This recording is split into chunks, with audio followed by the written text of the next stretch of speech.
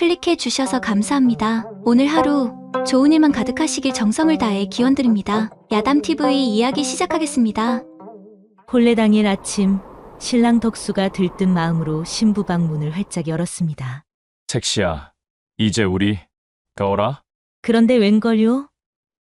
방 안에는 구겨진 혼서지와 비어있는 이불만 덩그러니 남아있었지요. 어디 갔나? 책시가 어디 간 것이오? 마을 사람들이 혀를 차며 수군거렸습니다. 아이고, 그 좋은 거시기 준비해놨는데 허실구먼. 김진사가 은백냥 주고 색시를 사갔다네. 아따, 총각 불알이 터지겠어? 덕수는 아래로 내려다보았습니다. 하룻밤 내내 잔뜩 기대하고 있던 그것이 김칫국 마신 것처럼 싹 가라앉는 것이었지요. 아이고, 내 팔자야. 이게 뭔 일이오? 마을 아낙네들이 킬킬거리며 말했습니다. 그것도 못 써보고 시들어버렸네. 이불 아래에는 덕수가 정성스럽게 준비해둔 첫날 밤 용품들만 그대로 남아있었지요.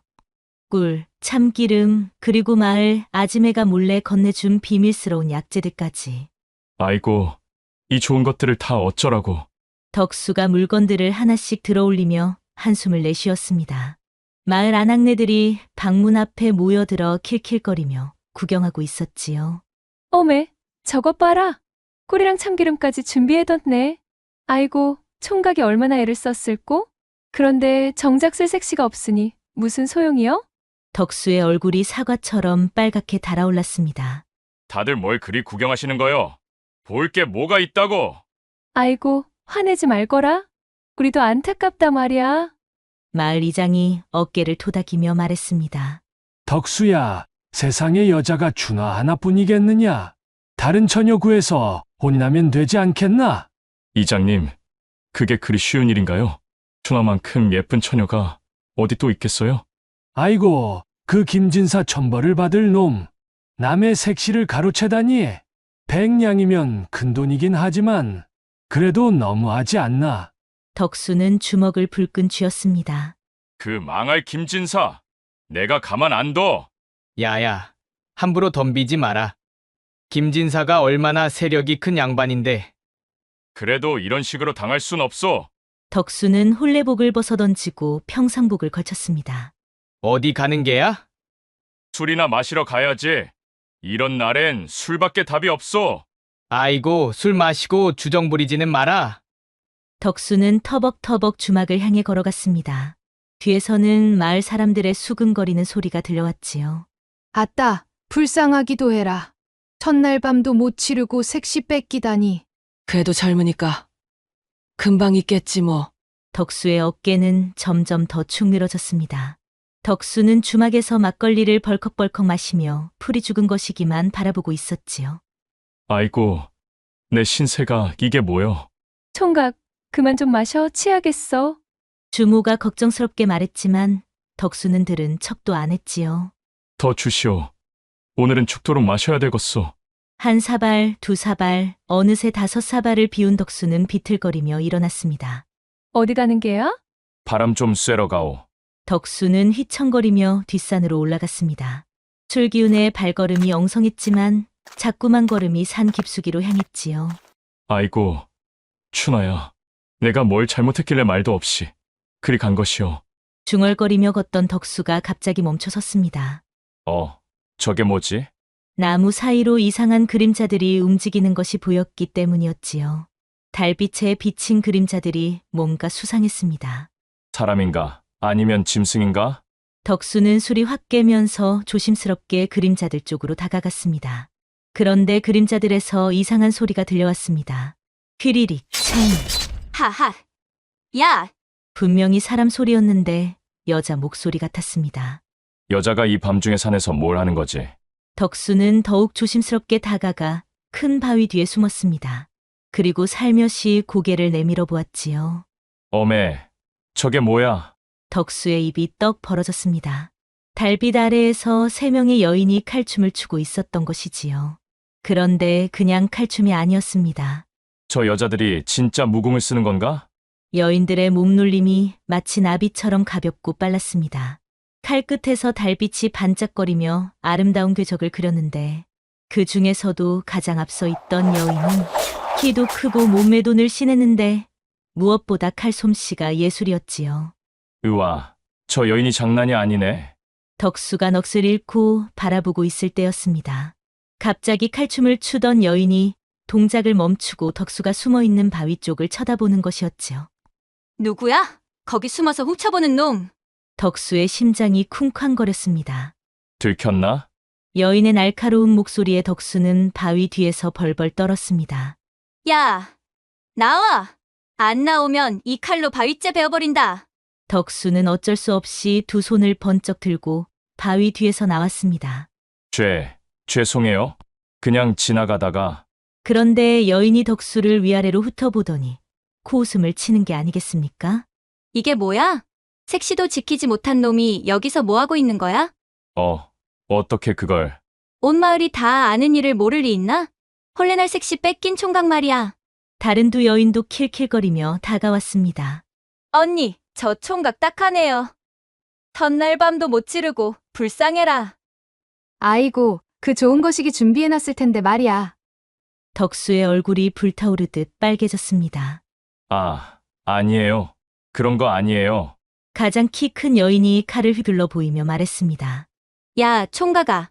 나는 월하다. 아휴, 그런데 너 술독에 빠졌다 나왔냐? 술 냄새가 장난 아니네.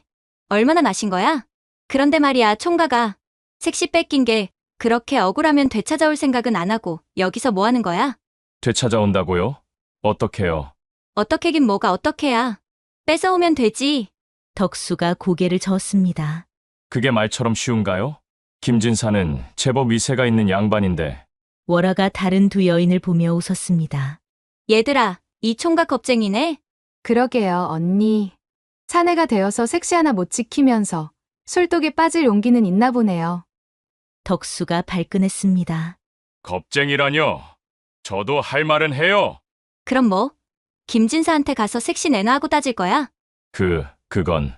월화가 씩 웃으며 다가왔습니다. 총각, 정말로 색시 되찾고 싶어? 월화가 덕수 앞에서 칼을 빙빙 돌리며 말했습니다. 총각, 우리가 누군지 아나? 모르겠어요. 우리는 의적이야. 부자들 재산 털어서 가난한 사람들 나눠주는. 덕수의 눈이 휘둥그레졌습니다. 의적이라고요? 그때 월화 옆에 있던 여인이 나서며 말했지요. 난 단화야.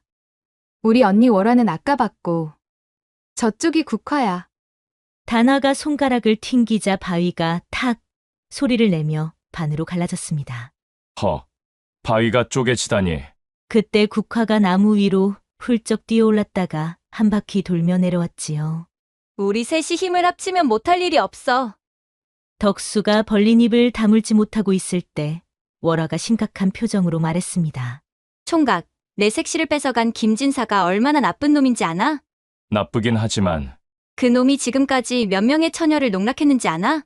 20명이 넘어. 단화가 거들었습니다. 어떤 처녀는 배까지 불러서 산속에 버렸대. 어떤 처녀는 실성해서 미친 여자가 됐고. 국화도 분노에 찬 목소리로 말했습니다. 그래서 우리가 그 놈을 응징하려고 했는데 마침 내가 나타난 거야. 덕수가 주먹을 불끈 쥐었습니다. 그런 나쁜 놈이었군요. 그럼 춘하도 위험한 거 아니에요? 당연하지. 그래서 서둘러야 해. 그때 월화가 덕수 앞에 바짝 다가서더니 숨을 후풀어대며 말했지요. 총각, 우리가 내 색시 되찾아주는 대신 조건이 하나 있어. 조건이요? 우리와 함께 지낼 용기 있어? 덕수가 깜짝 놀라 뒷걸음쳤습니다. 뭐라고요? 놀라지 마. 그냥 같이 자자는 게 아니야. 국화가 설명했습니다. 김진사 저택에 들어가려면 우리 셋과 함께 행동해야 해. 그럼 며칠 밤을 함께 지내야 한다고. 그때 월화가 덕수의 턱을 들어 올리며 말했습니다. 그런데 말이야, 총각. 색시 뺏기고 나서 그것이 많이 억울하겠지? 그건. 아이고, 얼굴 빨개지는 것 봐라. 귀엽네. 우리가 좀 달래줄까? 덕수가 허둥지둥했습니다. 아니에요. 그런 건 안 돼요. 월화가 배를 잡고 웃었습니다. 생긴 것처럼 멍청하긴. 농담이야, 농담. 그런데 정말로 색시 되찾고 싶으면 우리 말 잘 들어야 해. 월화가 덕수를 자세히 살펴보더니 물었습니다. 총각, 김진사 집에 가본 적 있나? 네, 품팔이 할 때 몇 번 갔어요. 그럼 집 구조 기억나? 덕수가 눈을 감고 생각해 보더니 또박또박 말했습니다. 대문 들어가면 왼쪽에 사랑채, 오른쪽에 행랑채, 안채는 정면에 있고 뒤편에 별채가 하나 더 있어요. 아, 그리고 우물은 부엌 옆에. 다나가 깜짝 놀랐습니다.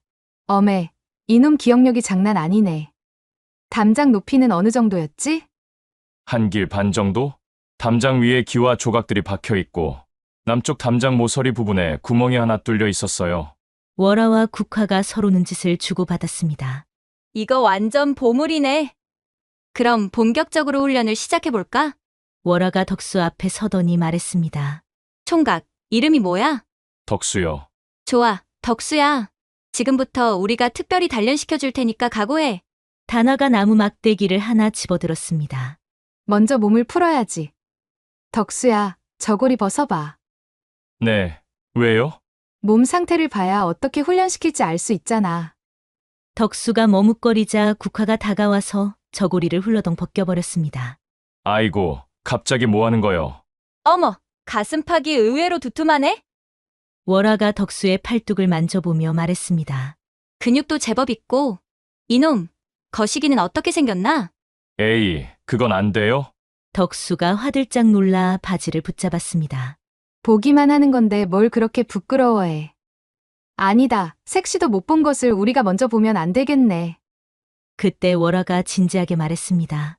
자, 그럼 농담은 그만하고 진짜 훈련 시작하자. 덕수야, 이 나무에 매달려봐. 덕수가 나뭇가지를 잡고 매달리자 월화가 아래에서 다리를 잡았습니다. 아이고, 뭐 하는 거예요? 힘 기르려면 이렇게 해야 해. 그런데 이놈 다리도 의외로 튼튼하네. 월화가 덕수의 허벅지를 주무르며 말했습니다. 누님, 이상한 데 만지지 마세요. 다나가 킬킬거리며 다가왔습니다. 덕수야, 솔직히 말해봐. 추아랑 어디까지 해봤어? 그런 걸 왜 물어봐요? 궁금해서 손이라도 잡아봤어? 덕수가 얼굴이 새빨개졌습니다. 그건. 그때 국화가 다가와서 장난스럽게 물었지요. 어메, 손도 안 잡아봤구나. 그럼 뽀뽀는? 에이, 그것도 안 해봤어? 우리가 가르쳐 줄까? 월화가 덕수 귓가에 바싹 다가가 속삭였습니다. 덕수야, 여자 마음 사로잡으려면 일단 터치라 중요해. 어떻게요? 이렇게. 그때 월화가 덕수의 거시기를 꽉 잡아버렸지요. 어메, 누님, 지금 뭐 하는 것이요? 왜 안 돼? 춘화한테도 이렇게 해봤어야지. 그만해요. 왜 자꾸 말하면서 이상한 데를 만지고 그래요? 월화가 웃으며 말했습니다. 남자가 이 정도로 부끄러워하면 어떻게 섹시 되찾아? 이제부터 매일 밤 이렇게 훈련할 거야. 각오해. 그렇게 일주일이 지나해질 무렵 드디어 월화가 덕수를 데리고 김진사 저택 근처로 향했습니다. 덕수야, 저기 보여? 저게 김진사 집이야. 높다란 담장 너머로 기와집이 보였습니다. 내가 말한 대로네. 남쪽 담장 모서리에 구멍도 있고. 다나가 나무 위에 올라가 주변을 살펴보았습니다. 언니, 뒤쪽에 별채에 불이 켜져 있어. 그게 춘하가 있는 곳일 거야. 월화가 덕수에게 헝겊을 하나 건네주었습니다. 이걸 머리에 둘러쓰고 저택 안으로 들어가. 행랑놈 흉내 내면서. 저 혼자요? 우리가 같이 가면 수상하잖아. 내가 예전에 품팔이 했으니까 자연스럽게 들어갈 수 있을 거야. 덕수가 떨리는 목소리로 말했습니다. 춘하를 만나면 뭐라고 해야 할까요? 그냥 상황부터 파악해. 괜찮은지, 다친 곳은 없는지. 국화가 덕수 등을 토닥이며 말했습니다. 너무 긴장하지 마. 우리가 밖에서 지켜볼게. 덕수는 숨을 크게 들이쉬고 담장 구멍으로 들어갔는데 저택 안은 생각보다 조용했고 하인들은 모두 사랑채 쪽에 있는 것 같았지요. 덕수는 조심스럽게 별채로 다가갔습니다. 창문 틈으로 안을 들여다보니 춘하가 곱게 단장하고 앉아있는 게 아니겠습니까? 춘하야. 덕수가 작은 소리로 불러보았지만 춘하는 듣지 못하는 것 같았는데 이상한 것은 춘하의 표정이었습니다. 억지로 끌려온 사람 같지가 않았지요. 오히려 편안해 보이기까지 했습니다. 왜 저렇게 평온해 보이지? 그때 별채 문이 열리면서 김진사가 나왔습니다. 준하야, 내일이면 큰 손님이 오신다. 단단히 준비해 둬야 해. 알겠습니다. 날이 춘하의 대답을 들은 덕수는 더욱 당황했습니다. 억지로 있는 사람 같지 않았기 때문이었지요. 혹시 춘하가 자발적으로 온 건가? 김진사가 춘하의 어깨를 만지며 말했습니다. 고생이 많다. 하지만 조금만 더 참아다오. 일이 끝나면 좋은 곳으로 보내주마. 걱정 마세요. 제가 맡은 일은 끝까지 할 것입니다. 덕수는 귀를 의심했습니다. 맡은 일, 뭔 소리야? 더 이상 들을 수 없었던 덕수는 서둘러 담장 밖으로 나와 월화를 만났지요. 어떻게 됐어? 이상해요. 춘하가 억지로 있는 것 같지 않아요. 다나가 놀란 표정으로 말했습니다. 그게 무슨 말이야? 김진사와 대화하는 걸 봤는데 마치 무슨 계획이라도 있는 것처럼 보였어요. 월화가 턱을 만지며 생각했습니다. 이상하네. 뭔가 우리가 놓친 게 있나? 일단 작전대로 하자. 춘하를 데리고 나오면 바로 산으로 올라가는 거죠? 그래. 간단해.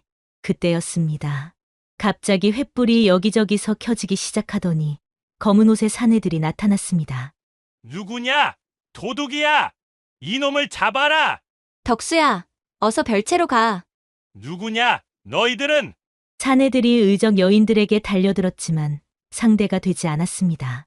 월화의 칼이 번쩍거리자 두세 명이 한꺼번에 쓰러졌고 그 사이 덕수는 별채에 도착했는데 문을 벌컥 열고 들어가니 춘하가 놀란 표정으로 바라보고 있었지요. 덕수야? 왜 여기 있어? 춘하야, 구하러 왔어. 어서 가자. 그런데 춘하가 고개를 저었습니다. 안 돼, 덕수야. 아직 가면 안 돼. 뭐라고? 왜? 춘하가 덕수의 손을 잡으며 말했습니다. 사실 말이야. 나는 여기에 돈을 받고 팔려온 게 아니야. 뭔 소리야? 김진사는 나쁜 사람이 맞아. 하지만 더 나쁜 사람이 따로 있다고. 덕수의 머리가 하얘졌습니다. 무슨 말인지 모르겠어. 춘하가 진지한 표정으로 말했습니다. 박판서라고 들어봤어? 그 사람은 조선 팔도의 천연 납치단을 거느린 거대 조직의 두목이야.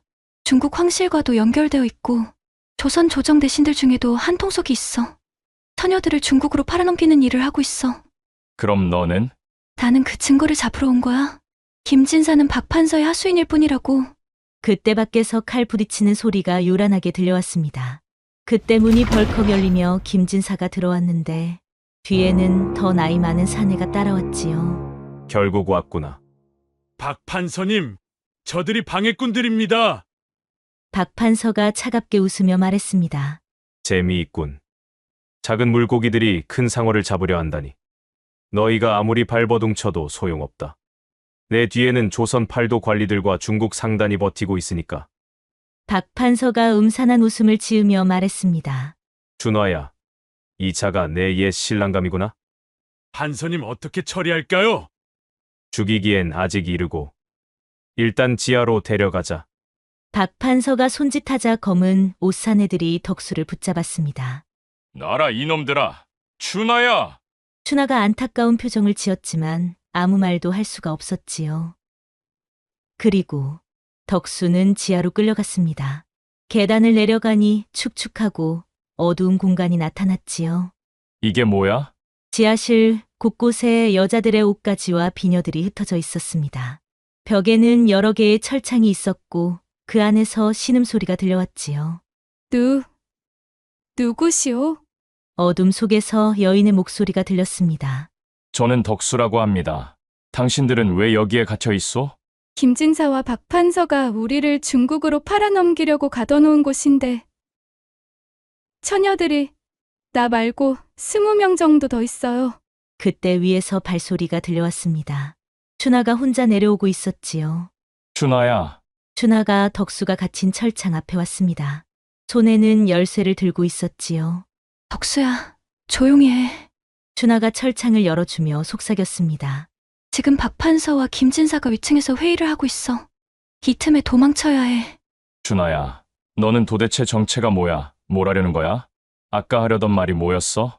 춘하가 덕수의 손을 꼭 잡으며 말했습니다. 덕수야, 내가 여기 온 진짜 이유는 뭔데? 나는 박판서의 약점을 찾으려고 온 거야.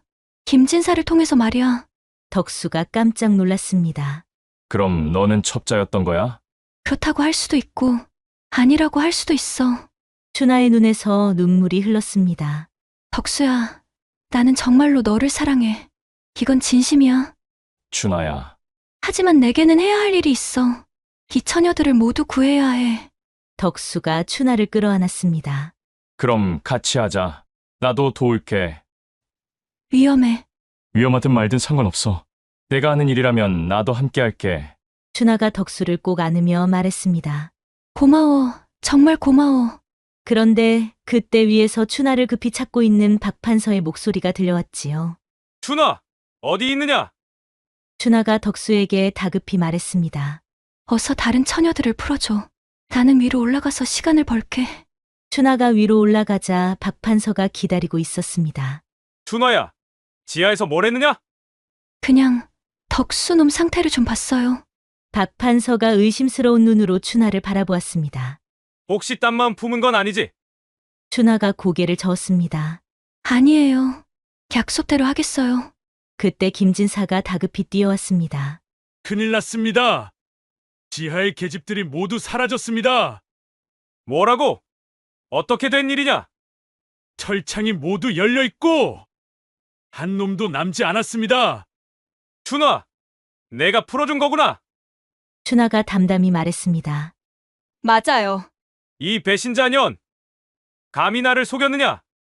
박판서, 이제 그만 진실을 말할게요. 진실, 저는 처음부터 당신을 잡기 위해 왔어요. 내년 정체가 뭐냐?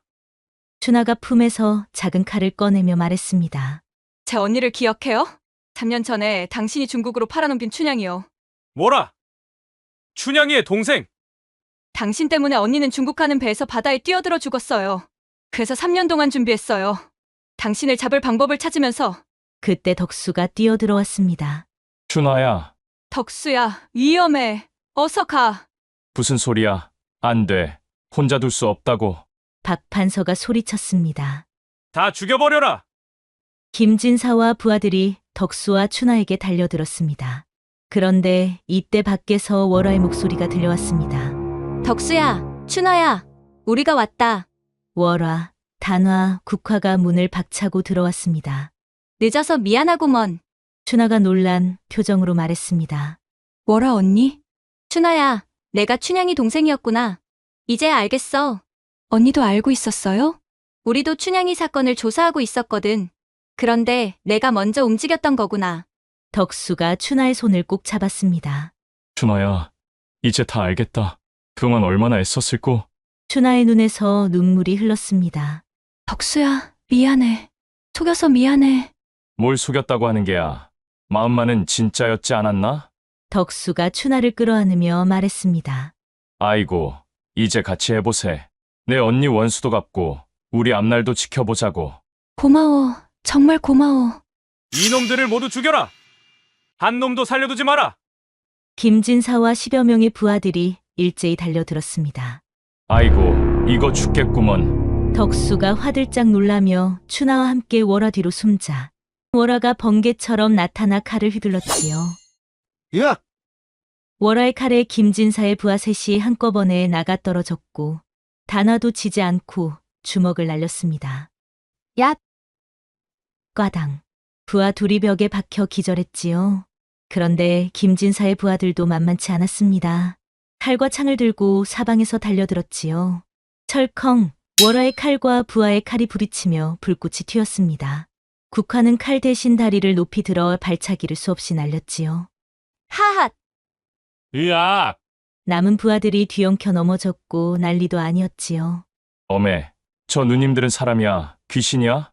박판서도 그 모습에 당황하며 소리쳤지요. 이 연들은 뭔 놈들이냐? 월화가 칼끝을 박판서에게 겨누며 말했습니다. 우리는 의적이다. 내 같은 악한 놈을 처단하러 왔다. 의적이라고? 하지만 나는 박판서다. 내깟 놈들이 함부로 건드릴 수 없는 사람이다. 단화가 코웃음 쳤습니다. 박판서든 개판서든 상관없어. 나쁜 놈은 모두 혼내준다. 그때 덕수가 뒤에서 떨리는 목소리로 말했습니다. 그런데 저는 뭘 하면 되죠? 바보야, 뭘 하기는. 도망가. 그때 김진사가 뒤에서 칼을 들고 춘하를 향해 달려들었습니다. 춘아, 내년 내가 모든 걸 망쳤어. 춘하가 뒤를 보지 못하고 있을 때였지요. 춘아야, 뒤를 조심해. 덕수가 벌떡 일어나 김진사 앞을 막아섰습니다. 이놈아, 내 색시한테 뭐 하는 거야? 그때 김진사가 휘두른 칼이 덕수의 어깨를 스쳤지요. 아야, 하지만 덕수는 물러서지 않고 덕수가 김진사의 다리를 꽉 붙잡으며 매달렸지요. 놓아라! 이놈아! 안 놔, 못 놔. 이 못된 영감탱이야. 김진사가 덕수를 떼어내려고 발버둥쳤지만 덕수가 워낙 꽉 붙잡고 있어서 떨어지지 않았지요. 그때 춘하가 칼을 들어 김진사의 목에 겨누었습니다. 김진사, 이제 끝이야. 살려줘. 내가 잘못했어. 박판서가 보다 못해 소리쳤습니다. 이 바보들아, 내가 직접 나서겠다. 이 잡놈들, 어디 동맛 좀 보거라. 조심해. 저 칼에 독이 묻어 있어. 박판서가 독침을 날리자 월화가 재빨리 피했습니다. 아이고, 저놈 장난 아니네. 다나가 놀라며 말했습니다. 박판서가 다시 독침을 날렸는데 이번에는 국화를 향해서였지요. 국화야, 조심해. 월화가 국화를 밀쳐내며 대신 독침을 맞았는데 어깨를 붙잡고 쓰러졌지요. 으악! 언니! 다나와 국화가 달려갔습니다. 하하! 이제 끝이다. 월화 누님, 이제 너희도 모두 저승길 동무가 되어라. 그런데 그때였습니다. 밖에서 웅성거리는 소리가 들려왔지요. 여기다. 여기가 그 나쁜 놈들 있는 곳이야. 우리를 구해준 은인들이 위험하대. 문이 와장창 열리더니 수십 명의 처녀들이 몽둥이와 낫을 들고 들어왔습니다. 덕수가 깜짝 놀랐습니다. 아까 지하에 있던 처녀들이네. 은인님들, 우리가 도우러 왔어요. 얘들아, 저 나쁜 놈들을 혼내주자. 수십 명의 처녀들이 일제히 박판서와 김진사에게 달려들자 남은 일당들은 긴장하기 시작했습니다. 이놈들이 어디서 나타났어? 나쁜 할배놈아! 어디 혼 좀 나봐라! 김진사도 여러 처녀들에게 둘러싸여 몽둥이 세례를 받았습니다. 살려줘. 내가 잘못했어. 이제 와서 빌어봤자 소용없어!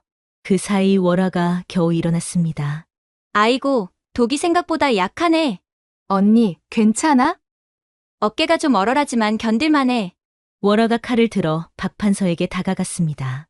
박판서, 이제 끝이다. 박판서가 벌벌 떨며 말했습니다. 살려줘. 내가 하라는 대로 다 하겠어.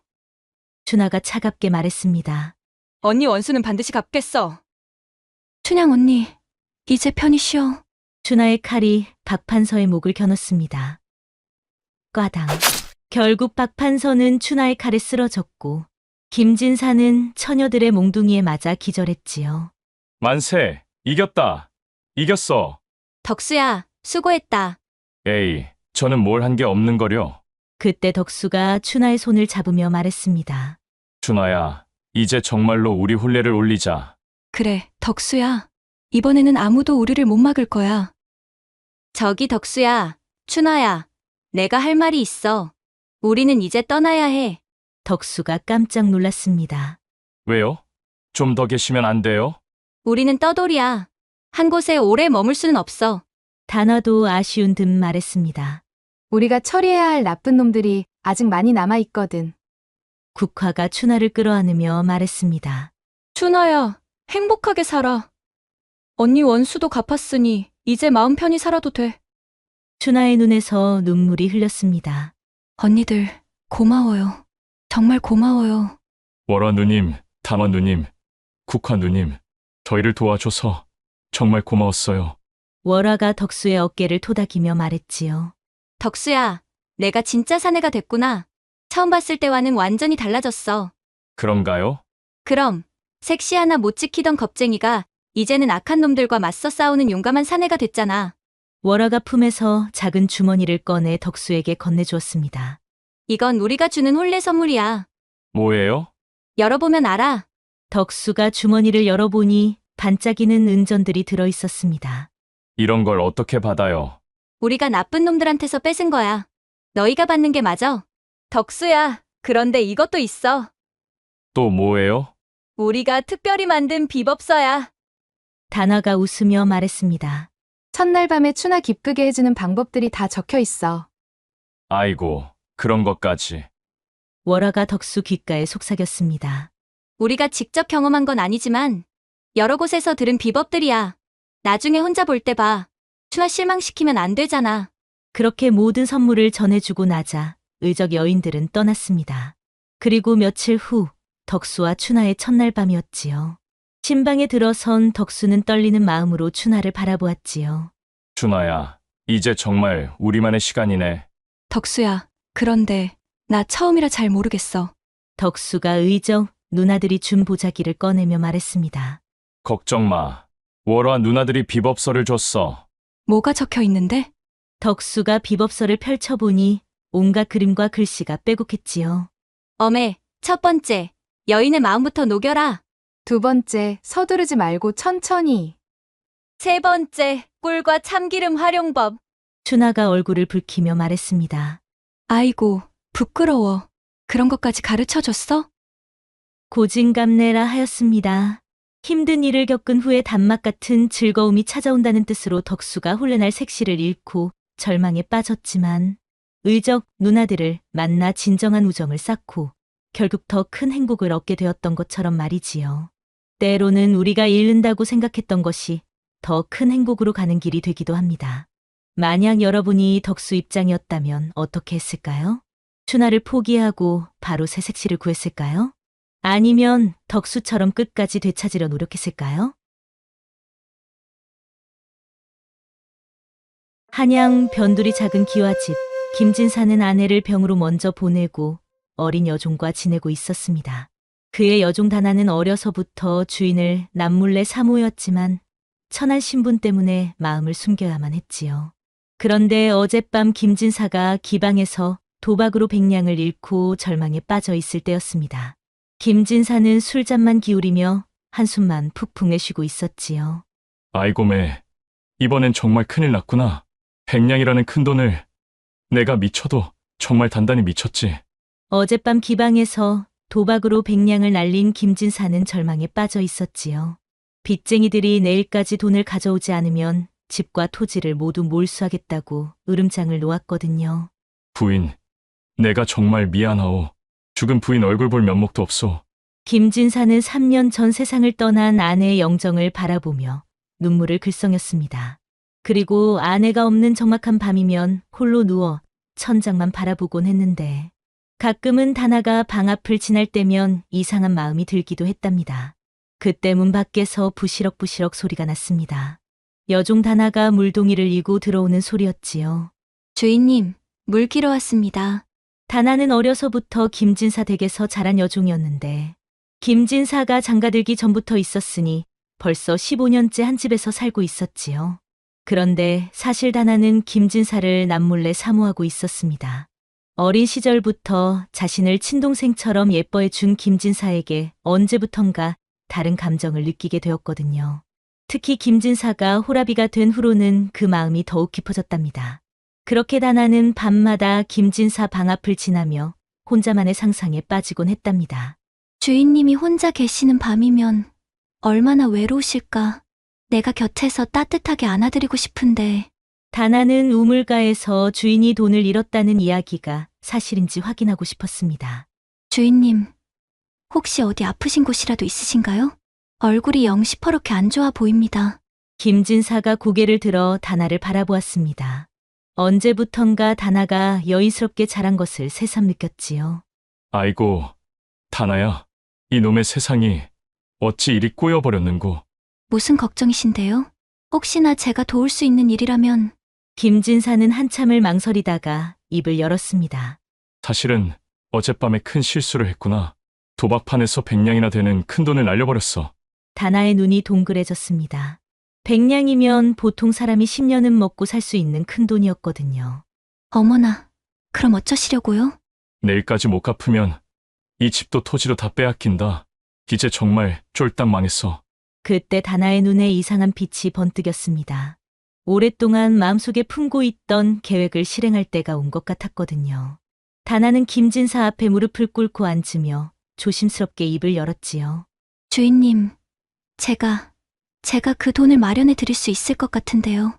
김진사는 다나의 말에 멍하니 바라보다가 갑자기 배를 잡고 웃음을 터뜨렸습니다. 으아하하. 여종인 너가 하룻밤에 100냥을 만든다고? 그럼 나는 하룻밤에 임금이라도 되겠구나. 다나는 조금도 위축되지 않고 당당하게 대답했지요. 주인님이 임금이 되시면 저는 중전마마가 되고 싶습니다.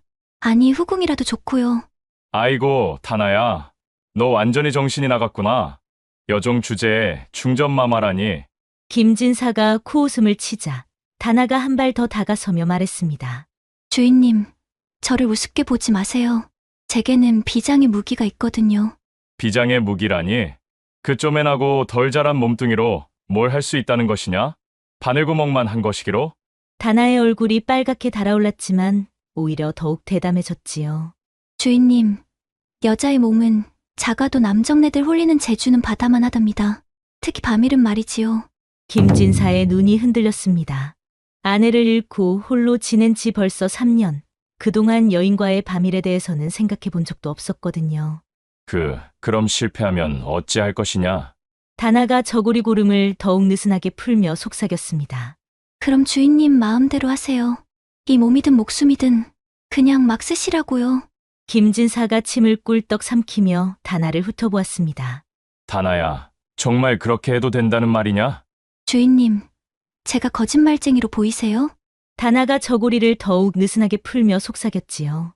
그럼 혹시 지금 당장이라도 괜찮다는 거냐? 김진사의 목소리가 떨렸습니다. 주인님이 원하신다면야. 다나가 김진사에게 한 발짝 더 다가서며 말했습니다. 하지만 먼저 약속을 지키셔야 해요. 제가 하루 만에 100냥을 벌어서 가져오면 저를 여자로 봐주신다고 말이에요. 아이고, 다나야, 너는 이럴 때도 장사를 하는구나. 김진사가 어이없어 하면서도 웃었지요. 주인님, 여자도 먹고 살아야죠. 몸값은 제대로 받아야 하는 거 아니에요? 촛불이 흔들리자 다나의 하얀 목덜미와 쇄골이 마치 달빛에 비친 옥처럼 선명하게 드러났는데 아내를 잃고 3년 동안 여인의 살결을 보지 못했던 김진사는 가슴이 북처럼 두근거리기 시작했습니다. 무의식 중에 침을 꿀떡 삼키며 시선을 돌리려 했지만 자꾸만 다나의 몸매에 눈길이 갔지요. 아이고, 이 계집이 언제 이렇게 유염해졌나? 아니지, 다나는 내 여동생처럼 아끼는 아이 아닌가? 내가 지금 무슨 생각을 하는 거야? 그런데 그 순간 다나는 김진사의 흔들리는 눈빛을 놓치지 않았습니다. 주인님, 약속해 주세요. 제가 성공하면 저를 여종이 아닌 진짜 여인으로 대해 주신다고 말이지요. 김진사는 한참을 망설이다가 고개를 끄덕였습니다. 좋다. 하지만 해가 뜨기 전까지다. 그 시간 안에 100냥을 가져오지 못하면 그럼 제가 주인님의 완전한 소유가 되겠어요. 몸도 마음도 거시기도 다 갖다 바치겠어요. 두 사람 사이에 묘한 긴장감이 흘렸습니다. 이제 다나에게는 하룻밤이라는 시간만 남았지요. 해가 지자 다나는 몰래 숨겨둔 고급 옷가지를 꺼내 거울 앞에서 분장을 시작했습니다. 이 정도면 양반님들 눈이 뒤집어지겠지? 1시간 후 완전히 다른 사람이 된 다나가 한양에서 가장 번화한 취설로 앞에 나타났는데 화려한 치마 저고리에 곱게 단장한 모습이 마치 구름 위에서 내려온 선녀 같았지요. 취설로 안으로 들어서자 상인들의 시선이 일제히 다나에게 쏠렸습니다. 어이구, 저런 고운 기생은 어디서 굴러떨어진 거냐? 아따, 저 탐스러운 가슴팍이 꼭 복숭아 두 쪽 같구만. 살결이 참 희고 고운 게 저런 몸매라면 하룻밤 품에 안고 죽어도 여한이 없겠어. 상인들의 수군거림에 다나는 얼굴이 빨갛게 달아올랐지만 용기를 내어 자리에 앉았지요. 이보시오. 이리 앉아서 한 잔 어떠시오? 뚱뚱한 상인이 다나 어깨를 톡톡 치며 말했습니다. 아, 아니, 소녀는. 다나가 말을 더듬자 상인들이 의아해했습니다. 말투가 좀 이상하네. 진짜 기생이 맞소? 그러게 말이여. 뭔가 어색하긴 하네. 바로 그때 한쪽 구석에 앉아있던 노인 상인이 갑자기 으윽하며 가슴을 움켜잡는 게 아니겠습니까? 아이고, 가슴이. 사람들이 당황하는 사이 다나가 재빨리 달려가 노인의 맥을 짚어보았지요. 어르신, 이건 체한 것이 아니라 심장이 두근거리는 증상이에요. 요즘 잠을 못 주무시고 스트레스를 많이 받으셨지요? 어떻게 그걸 아시오? 손목을 보니 맥이 북춤추듯 불규칙하게 뛰고 있어요. 가슴 한가운데를 손가락으로 지그시 눌러보세요. 다나가 시키는 대로 하자 노인의 숨이 점점 편해졌습니다. 아이고매, 신기하구먼. 정말로 나아지네. 이 기생 틀림없이 신내렸구만. 상인들이 감탄하며 다나를 다시 보기 시작했지요. 기생양, 어디서 그런 신기한 재주를 배우셨소? 아픈 남자는 냄새로도 알 수 있어요. 특히나 거식이 아픈 남정네들은 십리 밖에서도 알아본답니다. 다나의 뜻밖의 대답에 상인들이 배를 잡고 웃었습니다. 하하하, 이런 재치 있는 기생은 처음이군. 분위기가 좋아지자 한 상인이 제안했지요. 기생양, 혹시 글도 아실까? 우리에게 시 한 수 지어주시오. 다나는 잠시 생각하더니 붓을 들어 종이에 써내려갔습니다. 달빛 아래 홀로 앉아 님 그리워 잠 못 드네. 언제나 만날 수 있을까? 이 마음 전할 길 없어라. 뚱뚱한 상인이 감탄했습니다. 아이고, 좋다. 이런 명필은 임금님 앞에서나 볼 수 있는 거 아니냐? 내용도 애틋하고 이런 재주 덩어리 기생이라니 황금 보화보다 귀하구만. 그때 젊은 상인이 눈을 빛내며 다나에게 물었지요. 여보게, 혹시 다른 재주도 있으시오? 밤에 할 수 있는 그런 특별한 재주 말이오. 다나가 이야기 보따리를 풀어놓자 감동한 상인들이 주머니에서 돈을 꺼내기 시작했습니다. 이런 훌륭한 재주에는 보답해야지. 여기 5냥. 나는 10냥! 15냥. 어느새 다나 앞에는 30냥이나 쌓였습니다. 첫 도전치고는 대성공이었지요. 이대로 가면 정말 100냥도 닭 잡아먹듯 쉬울 것 같네. 다나가 30냥을 품에 넣고 취설루를 나서자 벌써 소문이 퍼지기 시작했습니다. 들었어? 저기 저 기생이 신내렸는지 아주 용하다더구만. 그 처녀가 정말 신통방통하더라니까. 얼굴도 몸매도 남정네들 혼 빼먹게 생겼는데 시도 잘 짓고 병도 고친다더군. 아이고, 그럼 우리도 가서 봐야겠구만.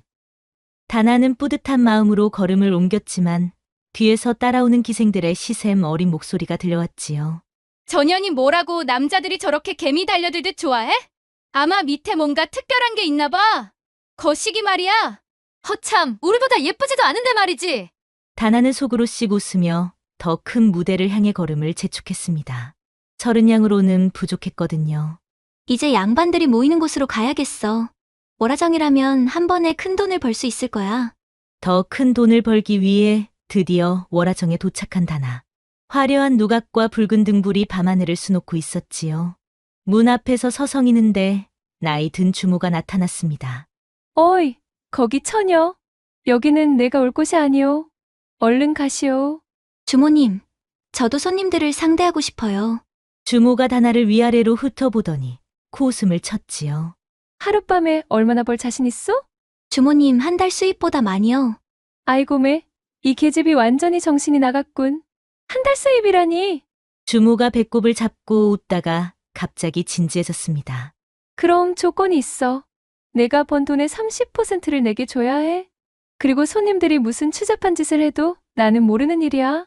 추잡한 짓이라니요? 어이구, 순진하긴. 남자들이 기생한테 뭘 바라겠어? 거시길 구경이나 만지작거리는 거지. 심지어 밤새 올라타고 내려타고 난리도 아니야. 다나가 얼굴을 붉히자 주모가 더욱 신이 났지요. 그래도 괜찮겠어? 양반님들은 손이 참 빠르거든. 저는 제주로만 승부하겠어요. 제주? 하하. 남자들이 밤에 보고 싶어하는 제주는 다 똑같아. 벗기고 벌리고 흔들고 그런 제주 말이야. 주모는 다나의 순진함이 오히려 신기했습니다. 뭐 어찌됐든 조건만 지키면 돼. 30% 수수료 잊지 말고. 알겠습니다. 다나가 당당하게 대답하자 주모가 문을 열어주었지요. 그럼 들어가 봐. 오늘 밤 양반님들이 잔치를 벌이고 있어. 운이 좋으면 큰 돈을 벌 수도 있을 거야. 아니면 큰일 날 수도 있고 말이지. 월화정 안으로 들어선 다나는 그 화려함에 입이 딱 벌어졌습니다. 비단 병풍과 금촛대 그리고 온갖 진귀한 음식들이 가득했지요. 아이고야, 여기가 진짜 양반들 놀이터구나. 대연회장에는 이미 10여 명의 양반들이 술상을 차려놓고 기생들과 함께 놀고 있었습니다. 다나가 들어서자 모든 시선이 그녀에게 쏠렸지요. 어라? 저 기생은 처음 보는군. 아이고, 얼굴이 참 곱구만. 저런 미인을 어디서 구했나? 한 양반이 다나를 자세히 보더니 감탄했습니다. 몸매가 참 탐스럽소. 특히 저 봉긋한 가슴이 일품이군. 그리고 저런 허리라면 밤에 올라타기 딱 좋겠어. 마치 말 안장같이 잘록하구만. 양반들의 적나라한 시선과 말에 다나는 얼굴이 빨갛게 달아올랐지만 당당하게 가운데로 걸어나갔지요. 여러 어른들께 인사드립니다. 소녀는 오늘 처음 이곳에 온 다나라고 합니다. 다나가 우아하게 절을 하자 양반들이 박수를 쳤습니다. 오호, 예의도 바르고 말투도 곱구만. 춤도 출 줄 아시오? 다나는 미소를 지으며 가야금 앞에 앉았습니다. 그리고 구슬픈 선율을 연주하더니 천천히 일어나 춤을 추기 시작했지요. 부드러운 손짓과 우아한 몸놀림에 양반들이 완전히 매료되었습니다. 허참, 이런 춤은 대궐에서나 볼 수 있는 것 아니오? 저 손목의 곡선이 얼마나 아름다운가? 그때 갑자기 한쪽에서 중년 양반이 얼굴을 붉히며 망설이다가 다나에게 다가왔습니다. 혹시 남자의 은밀한 병도 고칠 줄 아시오? 어떤 병이신데요? 양반이 주위를 두리번거리며 작은 목소리로 말했습니다. 그게 아래쪽이 영 말을 안 듣는다오. 벌써 3년째라오. 다른 양반들이 관심을 보였지요. 아이고, 박 양반이 드디어 고백하네. 그 병은 의원들도 못 고친다던데. 다나가 진지하게 양반의 손목을 잡고 맥을 짚어보았습니다. 맥이 약하고 혈기순환이 안 되고 있네요. 마음에 화도 많으시고. 어떻게 그걸 아시오? 이건 마음의 병이기도 해요. 몸과 마음이 함께 치료되어야 합니다. 다나가 양반의 등 뒤 혈자리를 지그시 눌러주자 양반이 반응했습니다. 아, 이게 뭐냐? 뭔가 뜨거운 게 아래로 내려가는 것 같은데. 혈자리를 풀어주는 거예요. 그리고 이 약초를 다려 드시고. 다나가 양반의 귀에 대고 속삭였습니다. 마님과 잠자리 하기 전에 따뜻한 목욕을 하시고 절대 급하게 서두르지 마세요. 여자는 꽃과 같아서 천천히 피워야 해요. 그리고 가장 중요한 건 다나가 장난스럽게 웃으며 말했지요. 크기가 아니라 정성이에요. 부인을 진짜로 사랑하는 마음으로. 아시겠죠? 양반이 일어서더니 깜짝 놀랐습니다. 뭔가 달라진 것 같은데? 3년 만에 처음으로. 섰어. 양반들이 웅성거렸습니다. 정말이야? 벌써 효과가? 이 기생 정말 신통하구만. 박 양반, 오늘 밤 마누라가 놀라겠네. 기생이면서 의원이기도 하다니. 이런 신기한 여인은 처음 보겠소. 그런데 한쪽에서 기존 기생들이 질투 어린 눈으로 지켜보고 있었습니다. 전현이 뭐라고 양반님들이 저렇게 개미 꼬이듯 좋아해? 분명히 뭔가 수상한 구석이 있을 거야. 기생 주제에 의술을 안다니. 아무래도 전현은 가짜, 기생 같아. 진짜 기생이라면 우리를 모를 리가 없거든. 맞아. 우리가 전현의 정체를 밝혀내야 해. 전현 때문에 우리 밥줄이 끊어진다고. 기생들이 수군거리는 사이 다나는 양반들로부터 이미 100냥이나 더 받았습니다. 다나라고 했던가. 정말 대단하시오. 이런 돈으로는 부족하니 더 드리겠소. 다나의 마음이 설렜지요. 이대로 가면 정말 200냥도 가능할 것 같아. 하지만 기생들의 시기 어린 시선이 점점 위험해지고 있었답니다. 다나는 월화정에서 나오며 품속의 돈주머니를 만져보았습니다. 130냥이나 되는 거금이었지요. 하지만 시간을 보니 벌써 자정이 넘어가고 있었습니다. 아이고, 시간이 이렇게 빨리 갔나? 해 뜨기까지 몇 시간 안 남았네. 다나는 급히 김진사댁으로 향하려다가 문득 생각했습니다. 어차피 100냥은 넘겼으니까 혹시 더 벌 수 있다면 대박을 터뜨려서 주인님을 완전히 기절시켜 볼까? 그때 마침 지나가던 사람들이 수군거리는 소리가 들렸지요. 김판서 댁마님이 또 큰일 났다더군. 김판서님이 또 젊은 여인네랑 거시기 했다더구만. 그런데 이번엔 집으로 들이시려고 하는 것 같던데. 판서님이 머리를 쥐어뜯고 있다는구만. 다나의 귀가 쫑긋했습니다. 김판서라면 한양에서 가장 높은 권력자 중 하나였거든요. 혹시 더 큰 기회가 생길지도 모르니 한번 가봐야겠다. 다나는 마음을 정하고 김판서 댁이 있는 북촌으로 향했습니다. 높은 담장으로 둘러싸인 대저택이 보였지요. 어떻게 들어가지? 정문으로는 절대 안 될 텐데. 다나는 담장 주변을 살펴보다가 뒤쪽에 낮은 곳을 발견했습니다. 여기라면 올라갈 수 있을 것 같은데. 아이고야, 들키면 목이 날아갈 수도 있겠네.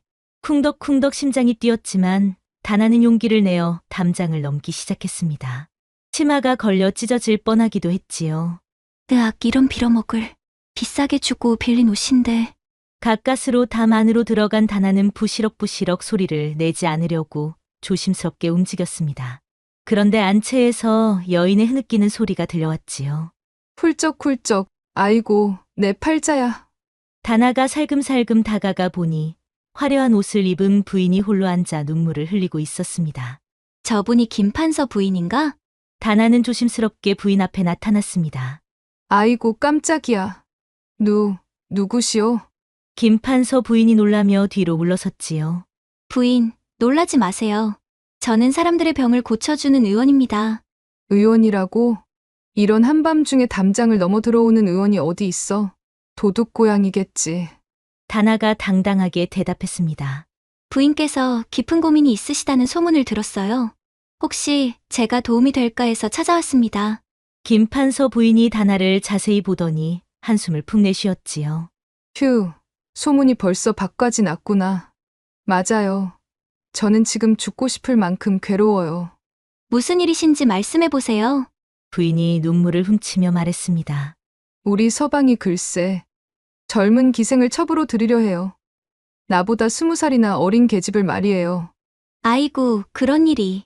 그것도 모자라서 나를 별채로 내쫓으려 한다오. 이제 나는 완전히 버림받은 거지. 김판서 부인의 목소리에는 절망이 가득했습니다. 거시기도 거시기한 늙은이가 젊은 기생만 보면 눈이 뒤집혀서 물불을 못 가리니. 아이고, 내가 언제까지 이런 수모를 당해야 하나요?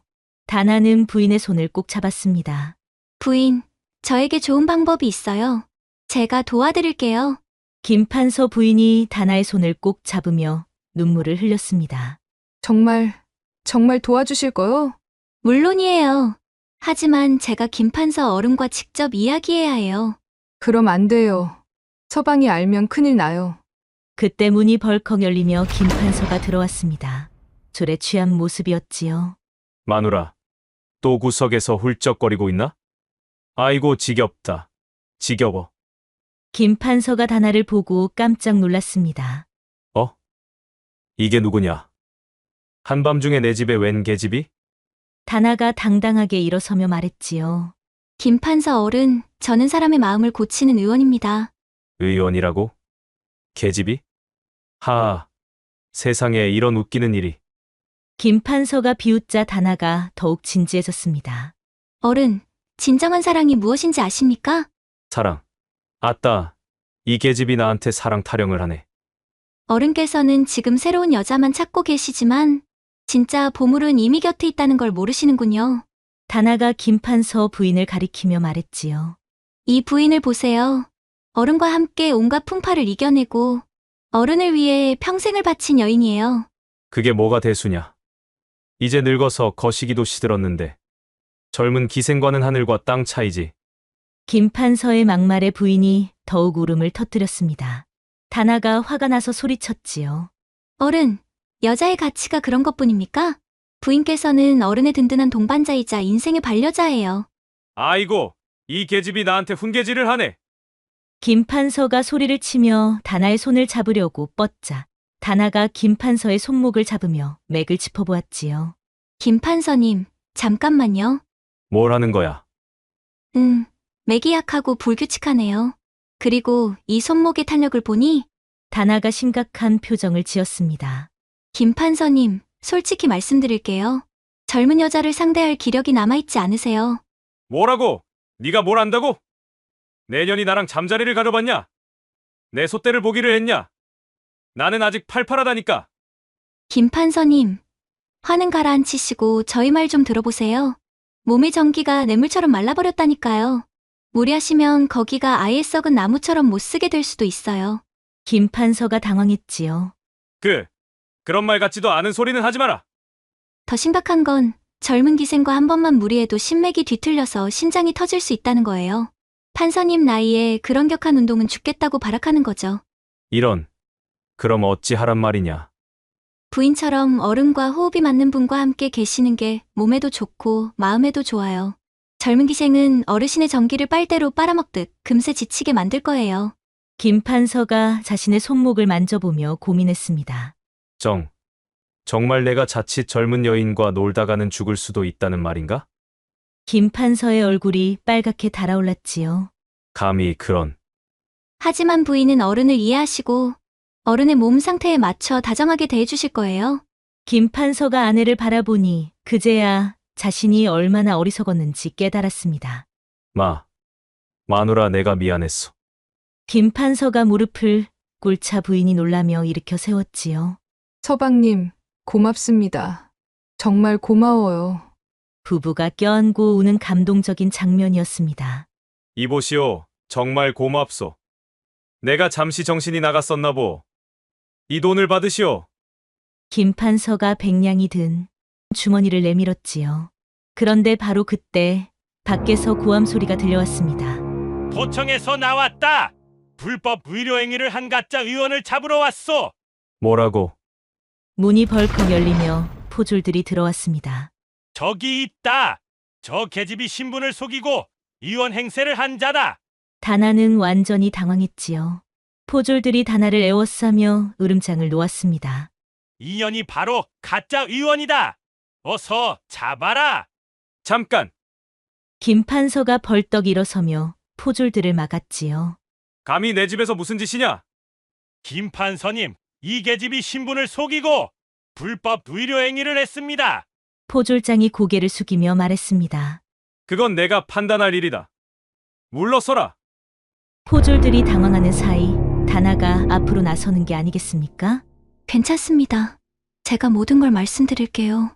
다나가 깊은 숨을 들이쉬며 입을 열었지요.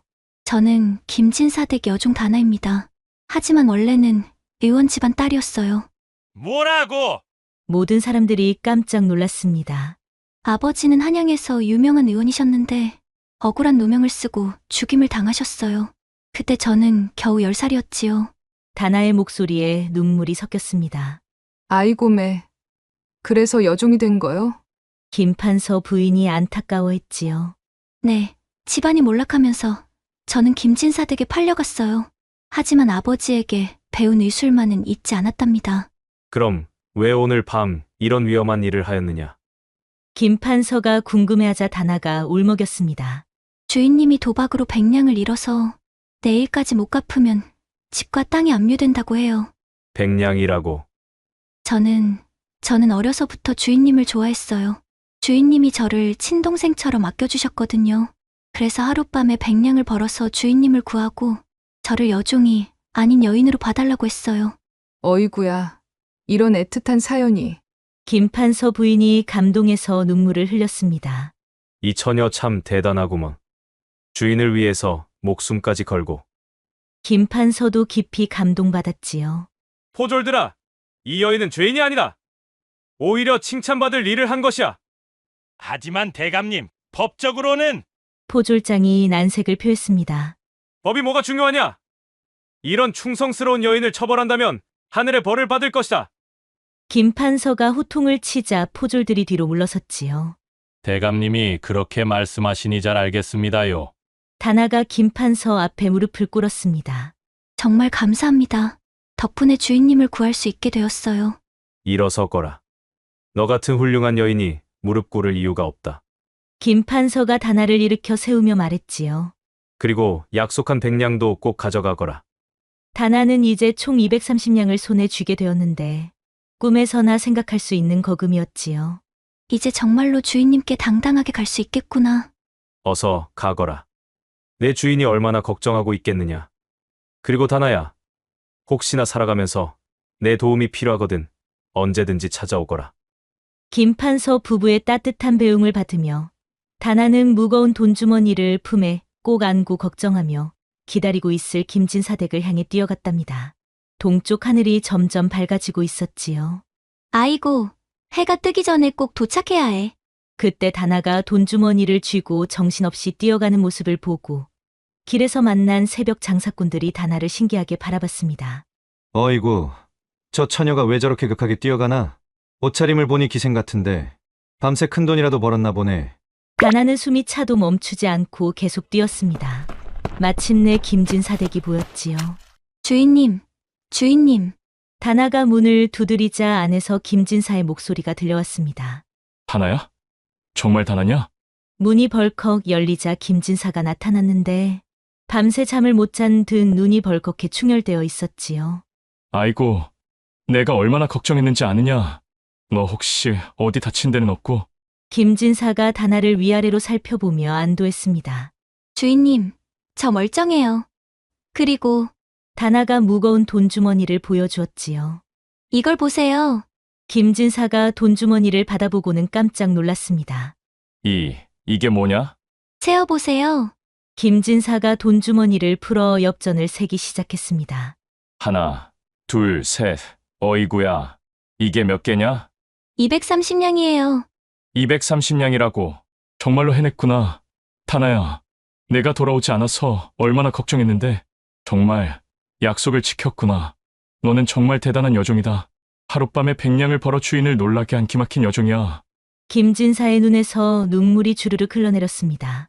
주인님, 울지 마세요. 이제 빚도 다 갚고 집도 지킬 수 있어요. 다나야, 나는 내가 이렇게까지 해줄 줄 몰랐다. 김진사가 다나의 손을 꼭 잡았지요. 이제 약속 지키셔야 해요. 약속. 무슨 약속 말이냐? 그 사이 잊으셨어요? 설마 제가 없는 사이에 까마귀 고기라도 잡수셨어요? 저를 여종이 아닌 여인으로 봐달라고 했잖아요. 김진사가 다나를 자세히 보았습니다. 밤새 고생한 모습이지만 그 어느 때보다 아름다워 보였지요. 다나야, 너는 이미 내 마음속에서 가장 소중한 여인이다. 정말요? 그럼 너처럼 이쁘고 몸매 좋고 지혜로운 처녀가 이 세상에 어디 있느냐? 너 같은 훌륭한 여인을 어디서 또 찾겠느냐? 김진사가 다나를 꼭 끌어안았습니다. 아이고, 주인님. 사람들이 보면 어떡해요? 뭐가 어떻느냐? 이제 너는 내 여인인데. 그때 밖에서 웅성거리는 소리가 들려왔지요. 김진사 어디 있소? 돈 받으러 왔소? 빚쟁이들이 찾아온 것이었습니다. 저놈들이 벌써 왔네. 여기 있소. 100냥 다 있으니 받아가시오. 빚쟁이들이 돈을 확인하고는 깜짝 놀랐습니다. 어이구, 정말 100냥이 다 있네. 어떻게 이 돈을 구했소? 그건 내 일이고 자네들은 돈만 받아가면 되지 않소? 빚쟁이들이 돈을 받고 돌아가자 김진사가 환하게 웃었는데 두 사람의 얼굴이 따뜻한 햇살에 비쳐 더욱 행복해 보였답니다. 다나야, 이제 정말로 약속을 지킬 때가 되었구나.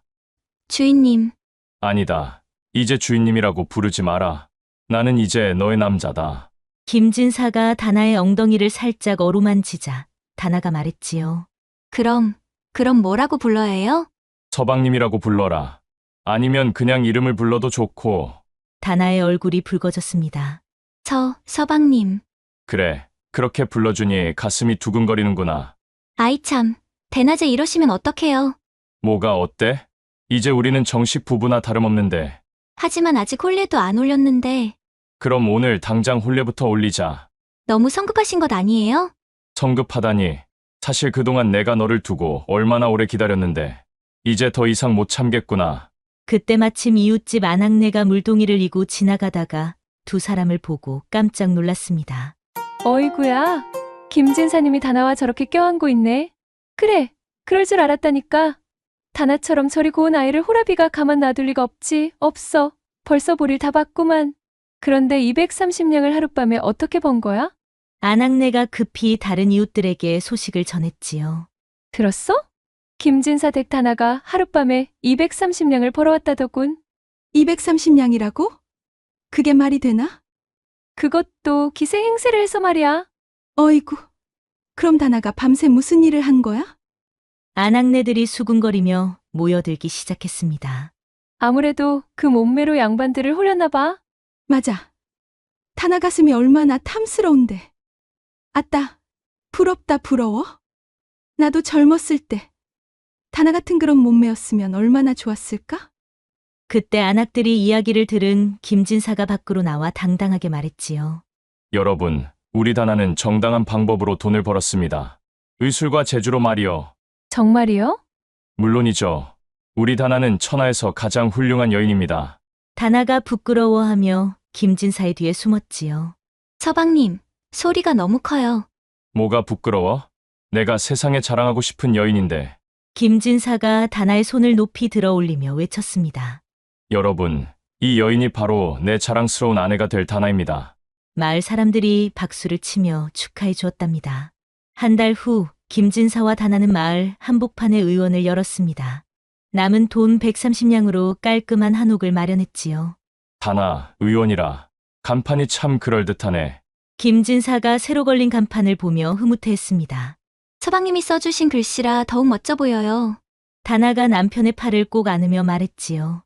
한 해가 지나자 다나의 의원은 한양에서 가장 유명한 곳이 되었습니다. 어느 저녁 다나가 김진사와 함께 앉아 있었습니다. 여보, 생각해보니 그날 밤이 우리 인생을 바꾼 기적 같은 밤이었네요. 그러게 말이오. 하룻밤의 백냥이 아니라 평생의 행복을 얻었으니까. 두 사람은 서로를 바라보며 행복한 미소를 지었답니다. 하룻밤의 기적이 평생의 사랑과 성공을 가져다 준 것이었지요. 진정한 사랑은 상대방을 위해 자신의 모든 것을 걸 때 완성된다고 하였습니다. 다나는 김진사를 구하기 위해 목숨을 걸고 하룻밤 승부를 벌였고 그 진심이 결국 두 사람을 행복하게 만들었습니다. 시청자 여러분, 여러분은 사랑하는 사람을 위해 다나처럼 모든 것을 걸 수 있나요? 이상하다. 또 반대로 나왔어. 대길이라더니 왜 흉사가 나오냐. 한양에는 점괘가 늘 거꾸로 맞는 기이한 선비가 살았습니다. 이름하여 박천기. 점술 실력은 뛰어나지만 결과는 늘 정반대였지요. 엉터리 점술가 박천기의 거꾸로 점술 이야기는 이렇게 시작되었습니다. 옛날 밀양 박씨 가문은 조선에서 손꼽히는 점술가 집안이었습니다. 할아버지 때부터 3대째 내려오는 명성으로 임금님도 국사를 점칠 때 찾을 정도였지요. 우리 집안은 점술 하나만큼은 천하제일이었는데 이제 조상님들을 무슨 면목으로 뵙나. 박진사가 한숨을 쉬며 중얼거렸습니다. 그 이유인즉 대를 이을 아들 천기만은 점술이 엉망진창이었거든요. 아니, 정확히는 늘 반대로 맞는 기이한 재주가 있었답니다. 에휴, 천기야. 또 점이 틀렸다며? 박진사가 아침부터 한숨을 푹푹 쉬며 아들을 쳐다봤습니다. 어젯밤 이웃집 혼례가 엉망진창이 된 소식을 들었거든요. 아니에요, 아버님. 제 점은 분명 맞았어요. 다만 거시기 반대로만 맞아서 그렇지. 천기가 머리를 긁적이며 변명했지만 아버지 눈초리는 더욱 매서워졌습니다. 아따, 이놈아! 3대를 이어온 가문의 명성을 내 혼자 다 망쳐놓냐? 조상님들이 얼마나 많은 공을 세우셨는데 네 놈이 하루아침에 다 말아먹었구나. 박진사의 목소리가 떨렸습니다. 실제로 최근 들어 찾아오는 손님이 눈에 띄게 줄었거든요. 어제도 김판서댁에서 사람을 보내서 앞으로는 다른 점술가를 찾겠다고 하더라. 우리 집안이 대대로 모셔온 귀한 손님들을 내가 다 잃게 만들었어. 천기는 가슴이 답답해졌습니다. 정말로 열심히 공부했는데 왜 자꾸 반대로만 맞는지 자신도 몰랐거든요. 아버님, 저도 모르겠습니다. 분명히 정성껏 점을 쳤는데. 거꾸로 점쟁이가 될 바에야 차라리 점수를 때려치워라. 밀양 박씨 조상님들 얼굴에 먹칠하는 거 아니냐? 아휴, 저놈을 어찌할꼬? 그런데 이놈아, 고작 그런 실력으로 왜 자꾸 점을 쳐주느냐? 내 놈 속은 정말 알다가도 모르겠다니까. 바로 그때 대문 밖에서 여자 목소리가 들려왔습니다. 천기 오빠 계세요? 이대감댁 딸인 춘희가 숨을 헐떡이며 뛰어들어왔습니다. 얼굴이 빨갛게 상기된 게 뭔가 급한 일이 있는 것 같았지요. 아이고, 춘희야. 이른 아침부터 웬일이냐? 오빠, 제발 제 혼인기를 좀 봐주세요. 어머니가 오늘 중으로 날짜 정하라고 하시는데. 천기는 아버지 눈치를 슬쩍 보더니 어쩔 수 없이 점괘를 보기 시작했습니다. 응, 이달 보름이 대길인 것 같구나. 분명 좋은 일이 있을 거야. 정말이에요? 오빠 고마워요. 춘희가 방긋 웃으며 돌아가자 박진사가 고개를 절레절레 흔들었습니다. 아이고, 저런.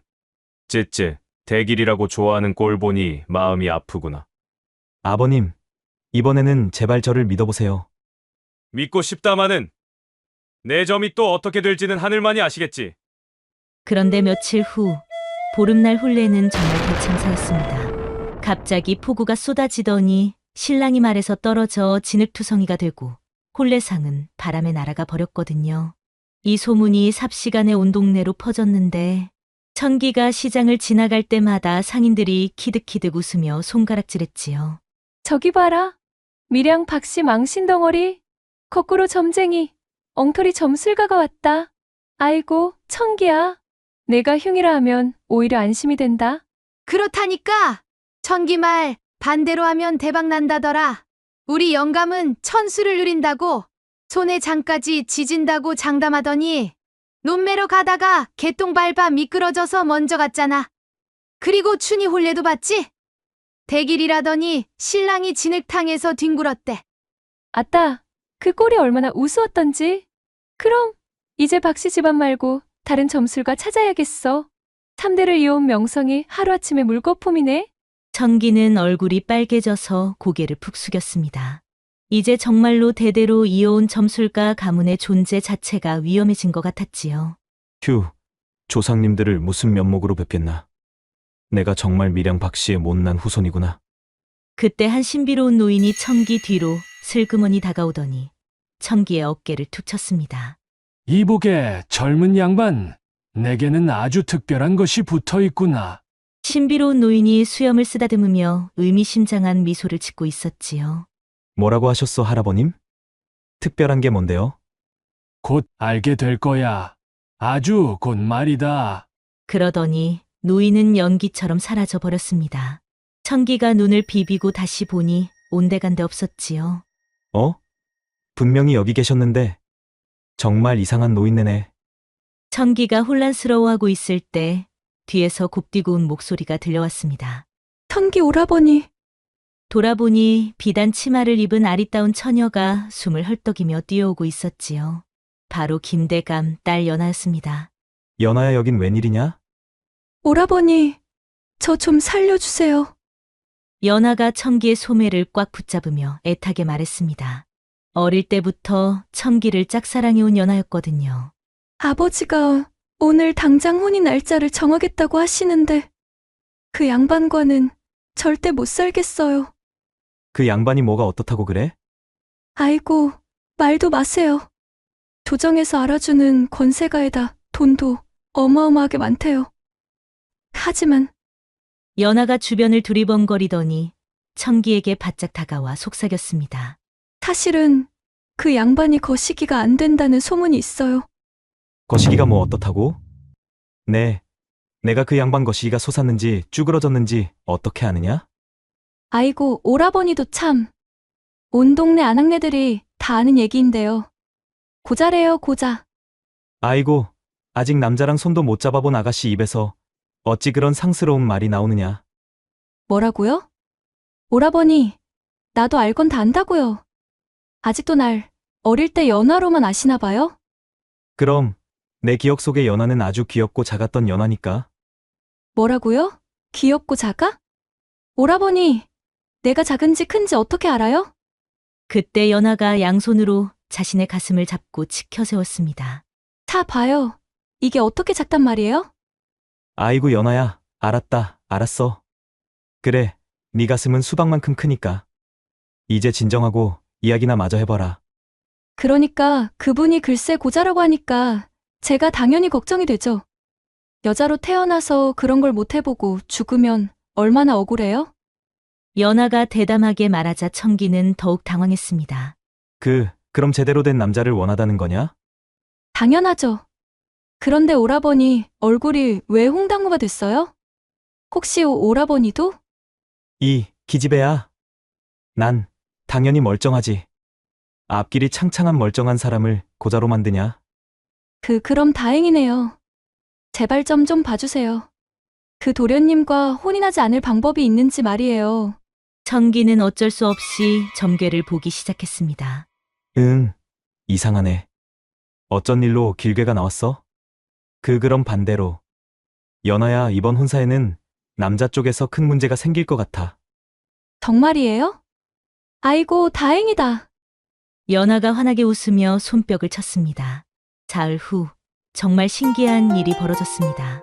그 권세가 도련님이 자신의 처지를 비관해 갑자기 중이 되겠다고 절로 들어간 게 아니겠습니까? 어라, 이번엔 맞았네.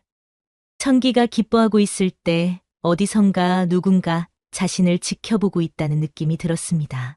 고개를 돌려보니 저 멀리 담장 너머로 낡은 도포를 입은 그 신비한 노인이 빤히 쳐다보고 있었지요. 저 노인은 그때 그 노인인데 왜 자꾸 날 보고 있지? 노인의 눈빛이 예사롭지 않았습니다. 마치 청기의 모든 비밀을 꿰뚫어 보는 것 같았거든요. 며칠이 지나도 청기는 그 신비한 노인이 신경 쓰였습니다.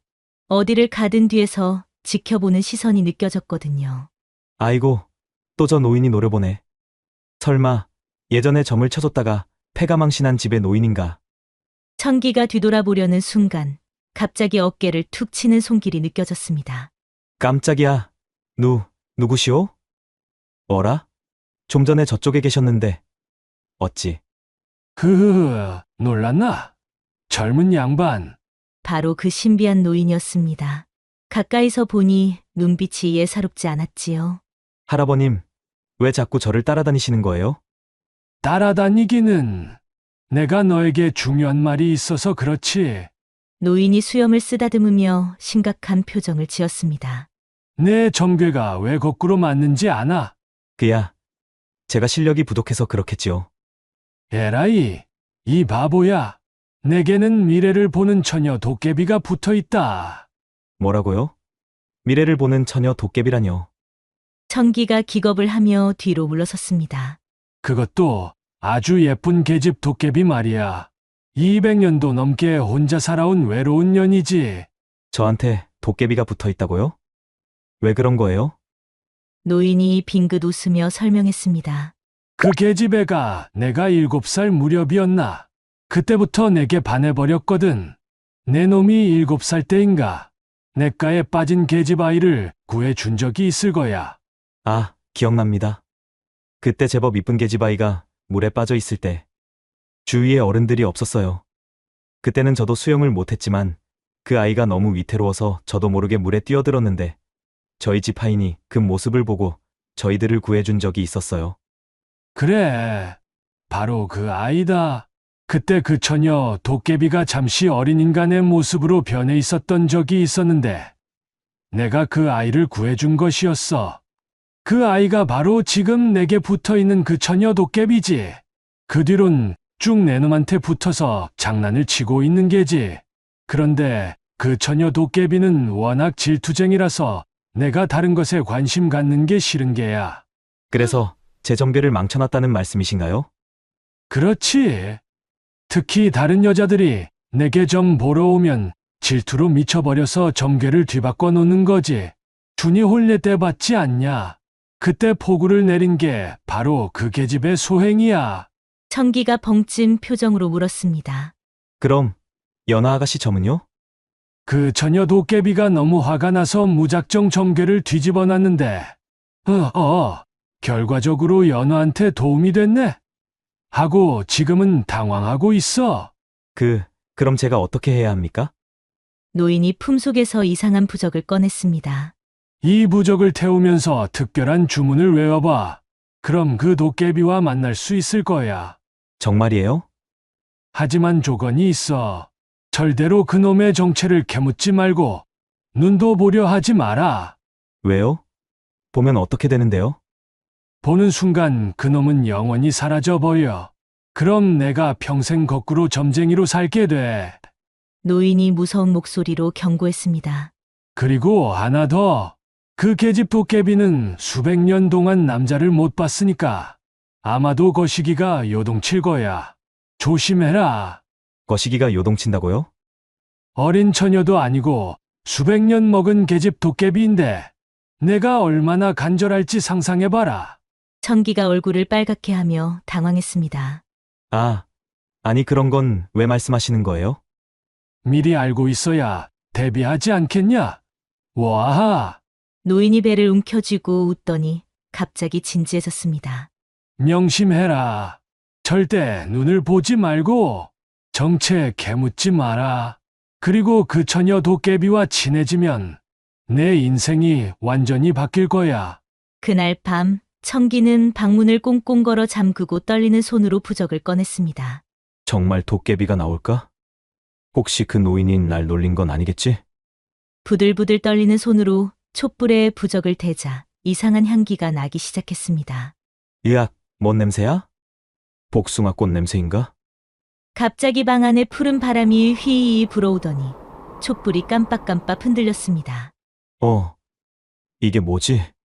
청기가 벌벌 떨고 있을 때 갑자기 방 안에 꿀처럼 달콤한 여자 목소리가 들려왔습니다. 어머나, 드디어 날 불렀구나. 으악, 정말 나왔다. 청기가 기겁하며 뒤로 물러서자 목소리의 주인이 깔깔거리며 웃었습니다. 아이고, 귀여워라. 그렇게 무서워하지 마. 나는 복녀야. 복녀요? 정말 도깨비인가요? 그럼, 나는 미래를 보는 도깨비지. 너를 200년 동안 지켜봤어. 복녀의 목소리에는 기쁨이 가득했습니다. 마치 오랫동안 기다린 연인을 만난 것 같았지요. 200년이요? 그럼 저보다 훨씬 나이가? 나이 이야기는 하지 마. 여자한테 나이 묻는 거 아니야. 복녀가 삐죽한 목소리로 말하자 청기는 웃음이 나왔습니다. 그런데 왜 저를 200년 동안 지켜보신 거예요? 청기의 질문에 갑자기 복녀의 목소리가 애절해지더니 나는 너무 외로웠어. 수백 년 동안 혼자서 미래만 보며 살았거든. 혼자서 외로우셨구나. 응. 그런데 내가 잠시 인간의 어린 소녀로 있을 때였지. 그때 내가 냇가에서 놀다가 깊은 물에 빠진 걸 너는 수영도 못하지만 물에 뛰어들어 구해줬어. 그때 한눈에 반해버렸지. 복녀의 고백에 청기는 가슴이 두근거렸습니다. 그래서 밤마다 내 곁에서 지켜봤는데 너는 날 전혀 몰랐지? 미안해요. 그렇게 오랜 시간 동안 몰라줘서. 괜찮아. 이제 만났으니까. 그런데 나 정말 궁금한 게 있어. 뭐가 궁금하신데요? 그런데 갑자기 복녀의 목소리가 장난스럽게 변하더니 너 아직 총각이지? 다른 여자랑 거시기 해본 적 없지? 그런 걸 왜 물어봐요? 아이고, 부끄러워하네. 나는 200년 동안 남자와 못 해봤는데 만약 내가 잠시 한눈판 사이에 내가 다른 여자랑 그런 거 했으면 아마 난 질투로 그 여자랑 널 해쳤을 거야. 뭐라고요? 농담이야. 뭘 그렇게 놀래? 그때 청기가 얼굴을 빨갛게 하며 대답했습니다. 그런데 사실 전 아직 그런 경험은 없답니다. 정말이야? 아이고, 다행이다. 그럼 내가 내 첫 번째 여자가 될 수 있겠네. 첫 번째요? 하지만 당신은 도깨비인데. 도깨비라고 여자 아니야? 나도 모든 걸 다 가지고 있어. 만지고 싶지 않아? 복녀의 도발적인 말에 청기는 심장이 쿵덕쿵덕 뛰었습니다. 하지만 눈을 보면 안 된다고 했는데. 아이, 바보야. 얼굴 말고 다른 걸 보고 만져보면 되잖아. 복녀가 가슴을 앞으로 내밀며 웃으며 말하자 청기는 얼굴이 빨개져서 어쩔 줄 몰랐지만 한편으로는 묘한 설렘을 느꼈습니다. 그렇게 부끄러워하지 마. 내가 얼마나 대단한 도깨비인지 보여줄게. 어떻게요? 지금 내 아버지가 뭐 하고 있는지 맞춰볼까? 복녀가 자신만만하게 말했습니다. 아버지요? 지금 주무시고 계실 텐데. 아니야. 지금 하루에 앉아서 내 걱정하며 한숨 쉬고 계셔. 그리고 어머, 방귀도 뿌웅 뀌셨네. 바로 그때 옆방에서 정말로 뿌웅 소리가 들려왔습니다. 으악, 정말이네. 어떻게 알았어요? 이건 애들 장난이야. 잠시 뒤에 천둥이 치고 비가 올 거야? 그러자 갑자기 하늘이 먹구름으로 뒤덮이더니 비가 쏟아지기 시작했습니다. 아이고매, 정말 맞았네. 어찌 이리 정확해요? 청기가 깜짝 놀라자 복녀가 우쭐하며 발꼬락을 꼼지락거리며 말했지요. 나는 200년 동안 미래만 봐왔거든. 이 정도는 식은 죽 먹기야. 대단해요. 그럼 제 정궤도 정확하게 만들 수 있겠네요? 당연하지. 하지만 복녀의 목소리가 갑자기 장난스러워졌습니다. 조건이 있어. 어떤 조건인데요? 내 말을 잘 들어야 해. 그리고 나한테 관심도 좀 가져줘야 하고. 관심이요? 응. 나는 200년 동안 외로웠다고. 이제 내가 내 심심함을 달래줘야 해. 복녀가 애교를 부리듯 말했습니다. 어떻게요? 매일 밤 나랑 이야기하고 가끔 손도 잡아주고 그런 거. 손이라 손을 잡을 수 있어요? 당연하지. 나도 살덩이 있다고. 만져볼래? 갑자기 청기의 손에 부드럽고 따뜻한 무언가가 스르르 만져졌습니다. 으악, 정말 만져져요. 어때? 보들보들하지? 복녀의 손은 정말로 사람 손과 똑같았습니다. 아니, 오히려 더 부드럽고 매끈했지요. 그리고 말이야. 나 또 정말 궁금한 게 또 있어. 뭐가요? 남자 몸이 어떻게 생겼는지. 특히 거기 말이야. 내가 처녀 도깨비잖아. 지금까지 도깨비로 살았지. 남자에 대해서는 모르거든. 아, 안 돼요. 그런 걸 어떻게 보여줘요? 왜? 나는 내 첫 번째 여자가 될 건데 미리 공부해야 하지 않을까? 복녀가 요망하게 웃으며 청기를 유혹했습니다. 내가 내 점괘를 정확하게 만들어주면 그 대신 나한테도 뭔가 줘야 하지 않겠어? 뭘 달라는 거예요? 너와 하룻밤 말이야. 물론 그 하룻밤이 하룻밤으로 끝날지 어떨지는 모르겠지만 청기는 심장이 쿵덕쿵덕 뛰며 얼굴이 빨개졌습니다. 하룻밤이라니. 너무 갑작스러운 거 아니에요? 청기가 당황해하자 복녀가 킥킥거리며 웃었습니다. 아휴, 바보야, 농담이야. 아직은 말이야. 그렇게 그날 이후부터 복녀의 도움으로 청기의 점괘가 신기하게 맞아떨어지기 시작했습니다. 이게 뭐시여? 천기점이 또 맞았네. 거꾸로 엉터리 점쟁이가 갑자기 신내린 점술사가 됐나? 소문이 삽시간에 퍼지자 사람들이 줄을 서서 찾아왔습니다. 천기님, 이번에 저희 상단이 멀리 바다 건너 장사를 하러 갑니다. 제 장사가 잘 될까요? 응, 대길이 나왔습니다. 분명 큰 돈을 벌 거예요. 복녀가 귓속말로 알려준 대로 말하자 정말로 그 상인은 그 후 대박이 났지요.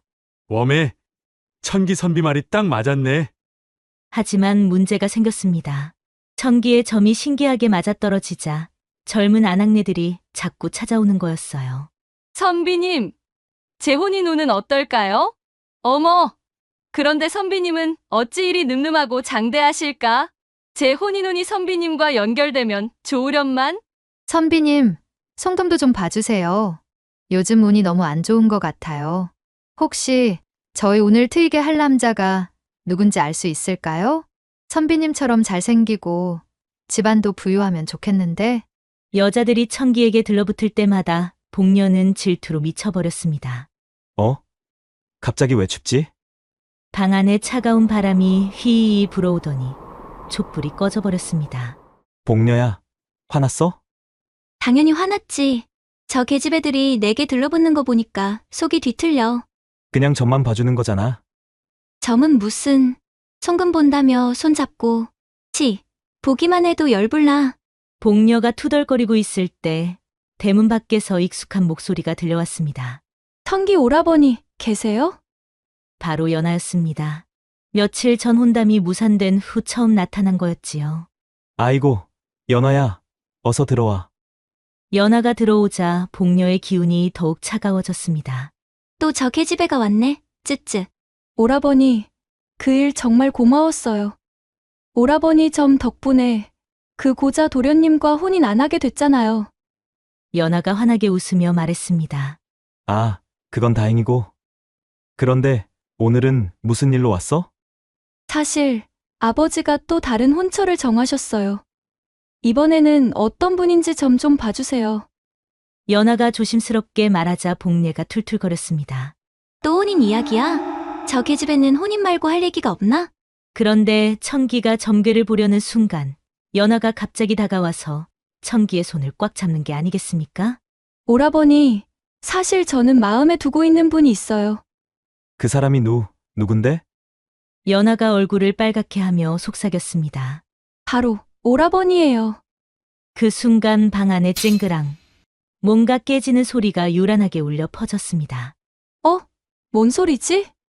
복녀가 질투로 찻잔을 내던진 소리였지만 연하는 볼 수 없었지요. 오라버니, 부끄럽지만 제 마음 알아주세요. 저 뻔뻔한 계집애가 내 남자 손을 그렇게 꽉 잡고 눈깔은 또 왜 저래? 금방이라도 청기를 낼름 잡아먹을 것처럼 쳐다보네. 연아야, 혹시 아버님이 아시면?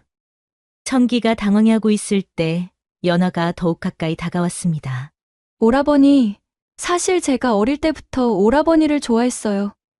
오라버니도 기억하시잖아요? 어린 시절 기억엔 제 옆엔 항상 오라버니가 계셨어요. 아무튼 그때부터 오라버니가 마음에 들었어요. 그런데 혹시 오라버니는 어떠세요? 연아가 수줍게 묻자 청기는 심장이 쿵덕쿵덕 뛰었습니다. 사실 나도 너가 좋긴 한데.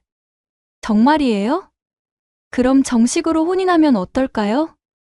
그 순간 방 안에서 우르르 쾅쾅 천둥 번개가 치는 소리가 들렸습니다. 이런, 방 안에서 천둥이 치네? 복녀가 질투로 날뛰고 있는 거였지요. 내가 200년을 기다렸는데 저 계집애가 와서 내 남자를 낼름 가로채려고 하네. 그때 갑자기 대문 밖에서 말발굽 소리가 따가닥 들려왔습니다. 임금님의 명을 받고 왔소. 박청기 선비는 어디에 계시오? 위풍당당한 관리가 들어오더니 정교를 읽기 시작했습니다. 임금님께서 박청기 선비의 신점술 소문을 들으시고 궁궐로 부르신다. 뭐라고요? 임금님이 저를요? 그렇소. 내일 당장 궁궐로 오시오. 자신이 떠나자 복녀가 걱정스러운 목소리로 말했습니다. 청기야, 이거 위험할 수도 있어. 왜요? 궁궐에서 점 틀리면 목이 날아갈 수도 있거든. 복녀의 경고에 심각해진 청기는 급히 연아를 돌려보내고 고민에 빠졌습니다. 그럼 어떻게 하죠? 걱정 마. 내가 도와줄게. 하지만 조건이 있어. 그때 청기가 걱정이 된 연아가 다시 찾아와 갑자기 청기를 꽉 껴안으며 말했습니다. 오라버니, 예전에 저희 아버님께서 궁에서 부를 때는 좋은 일이든 나쁜 일이든 조심해야 한다고 했어요. 위험하면 어떡해요? 혹시 못 돌아오시면 저는 정말... 연아야, 걱정하지 마. 오라버니, 혹시 모르니까 오늘 밤 저와 함께 있어주세요. 연아의 대담한 제안에 청기는 얼굴이 빨개졌습니다. 그런 건 혼례 전에는 하는 게. 아이고, 답답해라. 지금이 언제라고 그런 걸 따져요? 연아가 청기의 손을 꽉 잡고 뒤뜰 창고로 끌고 가려 할 때 갑자기 찬바람이 휙 불어왔습니다. 저 뻔뻔한 계집애가 내 남자를 어디로 끌고 가려는 거야. 잠시 뒤 창고에서 청기가 당황해하며 말했습니다. 연아야, 이건 너무 빠른 거 아니냐? 혹시나 너희 아버님이 아시는 날에는 아마도 내 목이 달아날 거야. 연아가 잠시 고민하더니 아쉬운 표정을 지으며 고개를 끄덕이며 말했지요. 그럼 오늘은 여기까지만이에요. 그러더니 갑자기 청기의 양손을 꽉 잡고 자신의 가슴에 가져다 댔습니다. 연아야. 오라버니, 제 심장이 지금 어떤지 느껴지세요? 쿵덕쿵덕 얼마나 빨리 뛰는지요. 청기는 연아의 부드럽고 따뜻한 가슴을 느끼며 얼굴이 빨개졌습니다. 아이고, 이래도 되는지 모르겠구나. 꼭 살아서 돌아오세요. 연아가 청기를 꽉 껴안으며 입맞춤을 하고는 총총 집으로 돌아갔습니다. 한편 연아가 돌아간 후 복녀가 화를 내며 화염과 함께 나타났지요. 청기야, 저 계집애랑 뭘 했던 거야? 아무것도 안 했어. 그냥 궁에 들어간다고 하니까 걱정해서. 거짓말. 분명 나쁜 짓 했지? 아휴, 정말 화나. 복녀가 투덜거리자 청기가 달랬습니다. 복녀야, 화내지 마. 당신만이 내 첫 번째 여자라고 했잖아. 정말이야? 응. 그럼 오늘 밤 약속한 대로 해요. 복녀의 목소리가 갑자기 수줍어졌습니다. 진짜? 드디어 우리 첫날 밤? 그래. 하지만 눈은 못 보죠? 응. 대신 다른 건 다 할 수 있어. 그날 밤 청기는 촛불을 끄고 복녀를 기다렸습니다. 청기야, 나왔어. 청기가 복녀의 어깨에 손을 대자 복숭아꽃 향기와 함께 부드러운 감촉이 느껴졌습니다. 어떻게 이렇게 따뜻해요? 나도 여자니까. 그런데 생각과 달리 조금 부끄럽네. 복녀가 청기의 품에 안기자 정말 사람과 똑같은 온기가 전해졌습니다. 청기야, 200년 동안 이런 걸 꿈꿔왔어. 그래요? 오늘 밤은 드디어 우리가 하나가 되는 날이야. 복녀야. 복녀의 손이 첨기의 가슴을 쓰다듬기 시작했습니다. 아이고매. 이 도깨비가 정말.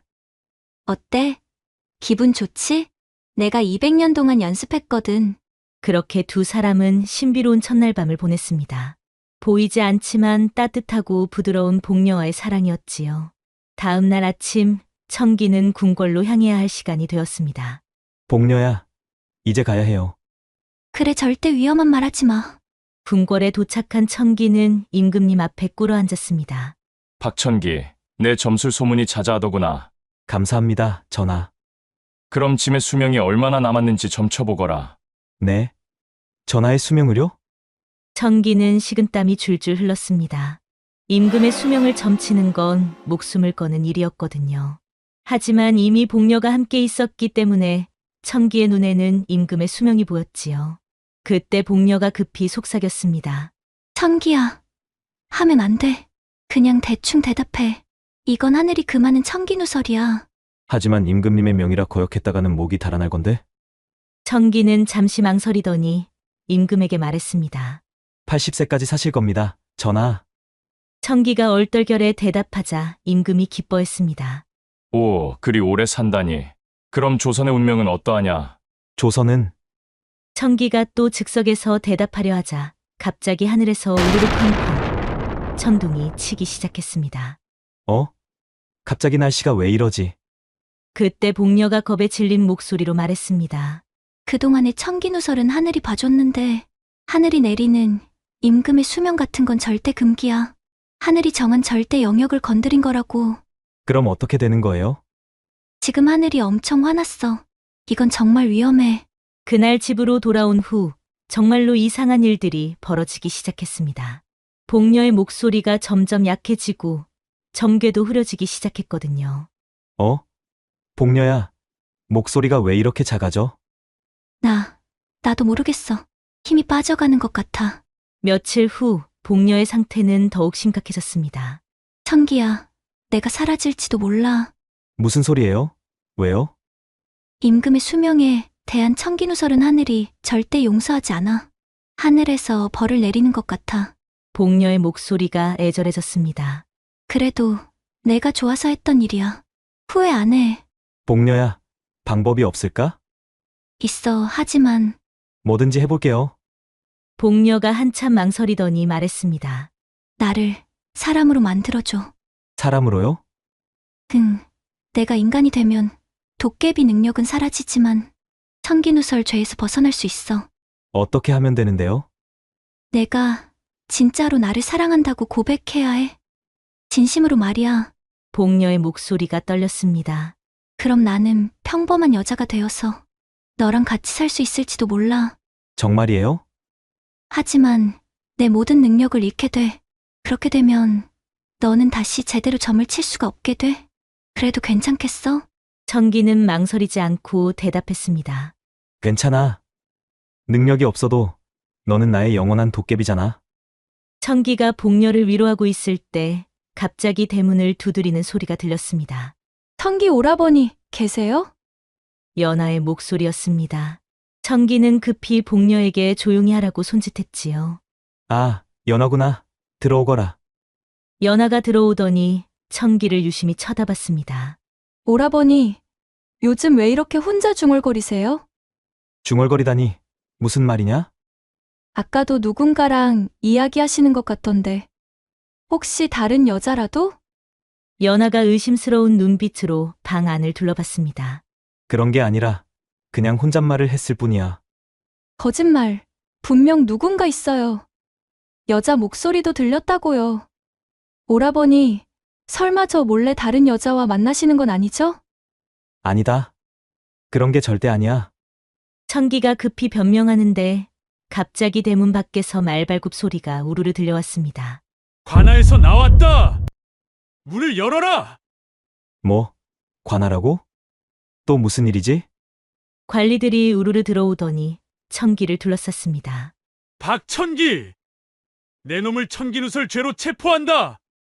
천기누설이라니. 그게 무슨 소리여? 임금님의 수명을 함부로 점쳤다는 고발과 여러 백성들의 고발이 들어왔다. 어서 따라오너라. 이게 무슨 일이지? 이게 어찌된 일인고 하니 사실 여러 대신들이 문제를 삼은 것이었습니다. 임금님은 천수를 누리셔야 하는데 감히 80세로 한정했다는 것과 그동안 청기가 백성들에게 잘못된 점괘를 알려줘서 피해를 본 사람들이 많다는 것을 조사해서 밝혀낸 거였지요. 대신들은 이를 근거로 청기를 죄인으로 몰아간 것이었습니다. 한편 청기가 끌려가려는 순간 연하가 울며 불며 매달렸습니다. 오라버니, 어디로 가시는 거예요? 연아야, 걱정 말거라. 분명 오해일 거야. 청기가 관하로 끌려간 후 복녀는 혼자 남아 절망에 빠졌습니다. 내 탓이야. 내가 도와주지 말았어야 했는데. 청기야, 미안해. 다 내 욕심 때문이야. 그때 복녀는 마지막 결심을 했습니다. 그래, 내가 모든 걸 감당하자. 내 목숨으로라도. 복녀가 마지막 힘을 짜내며 중얼거렸습니다. 청기야, 내가 너를 구해줄게. 내 모든 걸 걸고서라도. 한편 감옥에 갇힌 청기는 복녀를 걱정하고 있었습니다. 복녀는 괜찮겠지. 혹시 나 때문에 더 위험해진 건 아닐까? 그런데 그때 감옥 안에 희미하게 복숭아꽃 향기가 나기 시작했습니다. 이 냄새는 복녀야. 청기야, 나 마지막으로 온 거야. 복녀의 목소리가 너무 약해서 거의 들리지 않았습니다. 왜 마지막이라고 하냐? 무슨 소리야? 내가 내 모든 걸 포기해서라도 너를 구해내겠어. 사실 나는 10년만 더 도깨비로 살면 500년이 되어서 하늘의 신선이 될 수 있었어. 신선이라고? 응. 그럼 영원히 살 수 있고 하늘나라에서 신령님들과 함께 살게 되지. 그런데 너를 위해서라면 그 모든 걸 포기할 수 있어. 그게 내가 할 수 있는 마지막 사랑이야. 복녀의 목소리가 점점 약해지더니 갑자기 감옥 안이 눈부신 빛으로 가득해졌습니다. 무슨 일이지? 이게 뭔 빛이야? 청기가 눈을 가리고 있을 때 복녀가 마지막 힘을 다해 외쳤습니다. 하늘이시여, 이 몸의 모든 도깨비 능력을 바치니 청기의 죄를 용서해 주시옵소서. 그 순간 우르르 쾅쾅 하늘에서 천둥번개가 내려치더니 감옥이 흔들렸습니다. 문이 왜 열렸지?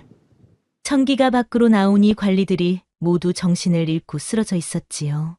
이게 어찌된 일이지? 모두 기절해 있네. 그때 뒤에서 낯선 여자 목소리가 들려왔습니다. 청기야. 돌아보니 아름다운 처녀가 서 있었는데 복숭아꽃처럼 예쁜 얼굴에 긴 머리카락. 그런데 왠지 익숙한 느낌이었지요. 누구시오? 나야, 너희 복녀. 뭐라고? 복녀라니. 그럼 그대가? 응, 이제 나도 사람이 됐어. 내 도깨비 능력과 신선이 될 수 있는 길을 모두 하늘에 바쳤거든. 청기는 말을 잃었습니다. 인간이 된 복녀는 상상했던 것보다 훨씬 더 아름다웠거든요. 이렇게 예쁠 줄이야. 어때? 마음에 들어? 복녀가 수줍게 웃으며 청기에게 다가왔습니다. 이제 진짜로 도깨비가 아니라 사람이 된 거야? 청기가 복녀의 손을 잡자 정말로 따뜻하고 부드러운 사람 손이었습니다. 그런데 능력을 잃었는데 괜찮겠어? 괜찮아. 내가 있으면 그걸로 충분해. 두 사람이 감동적인 재회를 하고 있을 때 뒤에서 연하의 목소리가 들려왔습니다. 오라버니, 연하가 달려오더니 청기를 꽉 껴안았습니다. 어떻게 감옥에서 나오셨어요? 그리고 이 아가씨는 누구죠? 연하가 복녀를 쳐다보며 의심스러운 눈빛을 보냈습니다. 그게. 청기가 당황해하고 있을 때 복녀가 나섰지요. 나는 복녀라고 해. 청기의 첫 번째 여자야. 첫 번째 여자라고요? 연하가 깜짝 놀라며 물었습니다. 사실은 나는 원래 도깨비였어. 200년 동안 청기를 지켜봤지. 도깨비라고요? 설마 농담이시죠? 청기가 한숨을 쉬며 말했습니다. 연아야, 모든 걸 말할 테니 잘 들어. 늘 거꾸로 맞던 내 점괘가 맞았던 이유도, 이상한 일들이 벌어졌던 것도 다 복녀 때문이었어. 연하는 입을 벌린 채 두 사람을 번갈아 쳐다봤습니다. 그럼 도깨비가 정말 있었다는 말씀이시군요? 그래. 믿기 어렵겠지만 천기가 걱정스럽게 연하를 쳐다보자 연하가 갑자기 웃음을 터뜨리는 게 아니겠습니까? 아이고, 재미있네요. 도깨비 여친이 있었다니. 화나지 않아? 왜 화를 내겠어요? 복녀 언니 덕분에 맨날 거꾸로 점을 보던 오라버니가 임금님께 불려갈 정도로 출세한 거잖아요. 복녀가 깜짝 놀라며 말했습니다. 언니라고? 나보고? 당연하죠. 200년 동안 오라버니를 지켜보셨으면 선배 아니에요? 연하가 복녀의 손을 꽉 잡으며 말했습니다. 그럼 이제 어떻게 되는 거지? 천기가 머리를 긁적이며 고민했습니다. 글쎄다. 둘 다 좋은데 어찌 해야 할지. 아유, 오라버니도 참 답답하시네. 셋이 함께 살면 되잖아요. 연하가 당당하게 말하자 복녀가 기겁했습니다. 뭐? 셋이 함께? 언니는 첫째 부인. 저는 둘째 부인으로 하면 어때요? 그렇다면 나느냐 좋지만. 천기도 당황했지만 복녀가 먼저 대답했습니다. 좋아요. 그럼 이제부터 우리 3명은 가족이네요. 며칠 후 정말로 특별한 혼례가 치러졌습니다. 웜에 신랑 하나에 신부가 둘이라니? 세상에 이런 일이 다 있네. 동네 사람들이 신기해하며 구경했지만 세 사람은 행복했습니다. 자, 이제 첫날 밤인데. 누구랑 먼저? 천기가 당황해하자 연하가 킥킥거리며 말했지요. 언니가 먼저 서방님과 잠자리에 드세요. 저는 기다릴게요. 아니야, 우리 셋이 함께. 첫째 부인. 그런 건. 왜 부끄러워요? 그날 밤 세 사람은 정말 특별한 첫날 밤을 보냈습니다. 서로를 아끼고 사랑하는 따뜻한 밤이었지요. 아이고, 이런 행복이 다 있나? 천기가 두 여인 사이에 누워 감탄했습니다. 오라버니 행복해요? 당연하지. 세상에서 가장 행복한 사내가 바로 나일 거야. 그럼 다행이네. 나도 200년 만에 진짜 행복을 찾았어. 복녀가 만족스럽게 웃었습니다. 1년 후 두 부인 모두 아이를 가졌습니다. 그런데 신기하게도 두 부인 모두 쌍둥이를 얻은 거였지요. 쌍쌍둥이 아비가 되는 거네. 아이고, 바쁘겠다. 기저귀 갈고 밥 먹이고 빨래하고. 천기는 비록 점술 능력은 평범해졌지만 가족의 사랑으로 충분히 행복했습니다. 점괘 마치는 것보다 현재를 사는 게 더 소중하구나. 그럼 미래를 아는 것보다 지금 이 순간이 더 중요해. 복녀가 배를 어루만지며 말했지요. 이렇게 해서 엉터리 점술가를 따라다니는 미래를 보는 복덩어리 처녀, 도깨비와 현명한 처녀의 특별한 사랑 이야기가 완성되었답니다. 옛말에 지족상락이라 하였습니다. 만족할 줄 알면 항상 즐겁다라고 하였지요. 복녀의 마지막 말처럼 미래를 아는 것보다 현재를 사랑하는 것이 더 소중합니다. 여러분, 혹시 점 보러 가신 적이 있으신가요? 만약 200년 동안 여러분을 사랑스러운 눈으로 지켜보는 도깨비가 있다면 어떨까요? 오늘도 야담TV를 시청해주셔서 감사합니다. 앞으로도 이런 따뜻한 이야기로 여러분을 찾아뵙도록 하겠습니다. 구독과 좋아요, 알림은 새로운 이야기를 만드는 큰 힘이 된답니다. 그리고 뒤에 뜨는 다음 이야기도 놓치지 마세요. 여러분의 하루가 행복하시길 정성을 다해 기원합니다.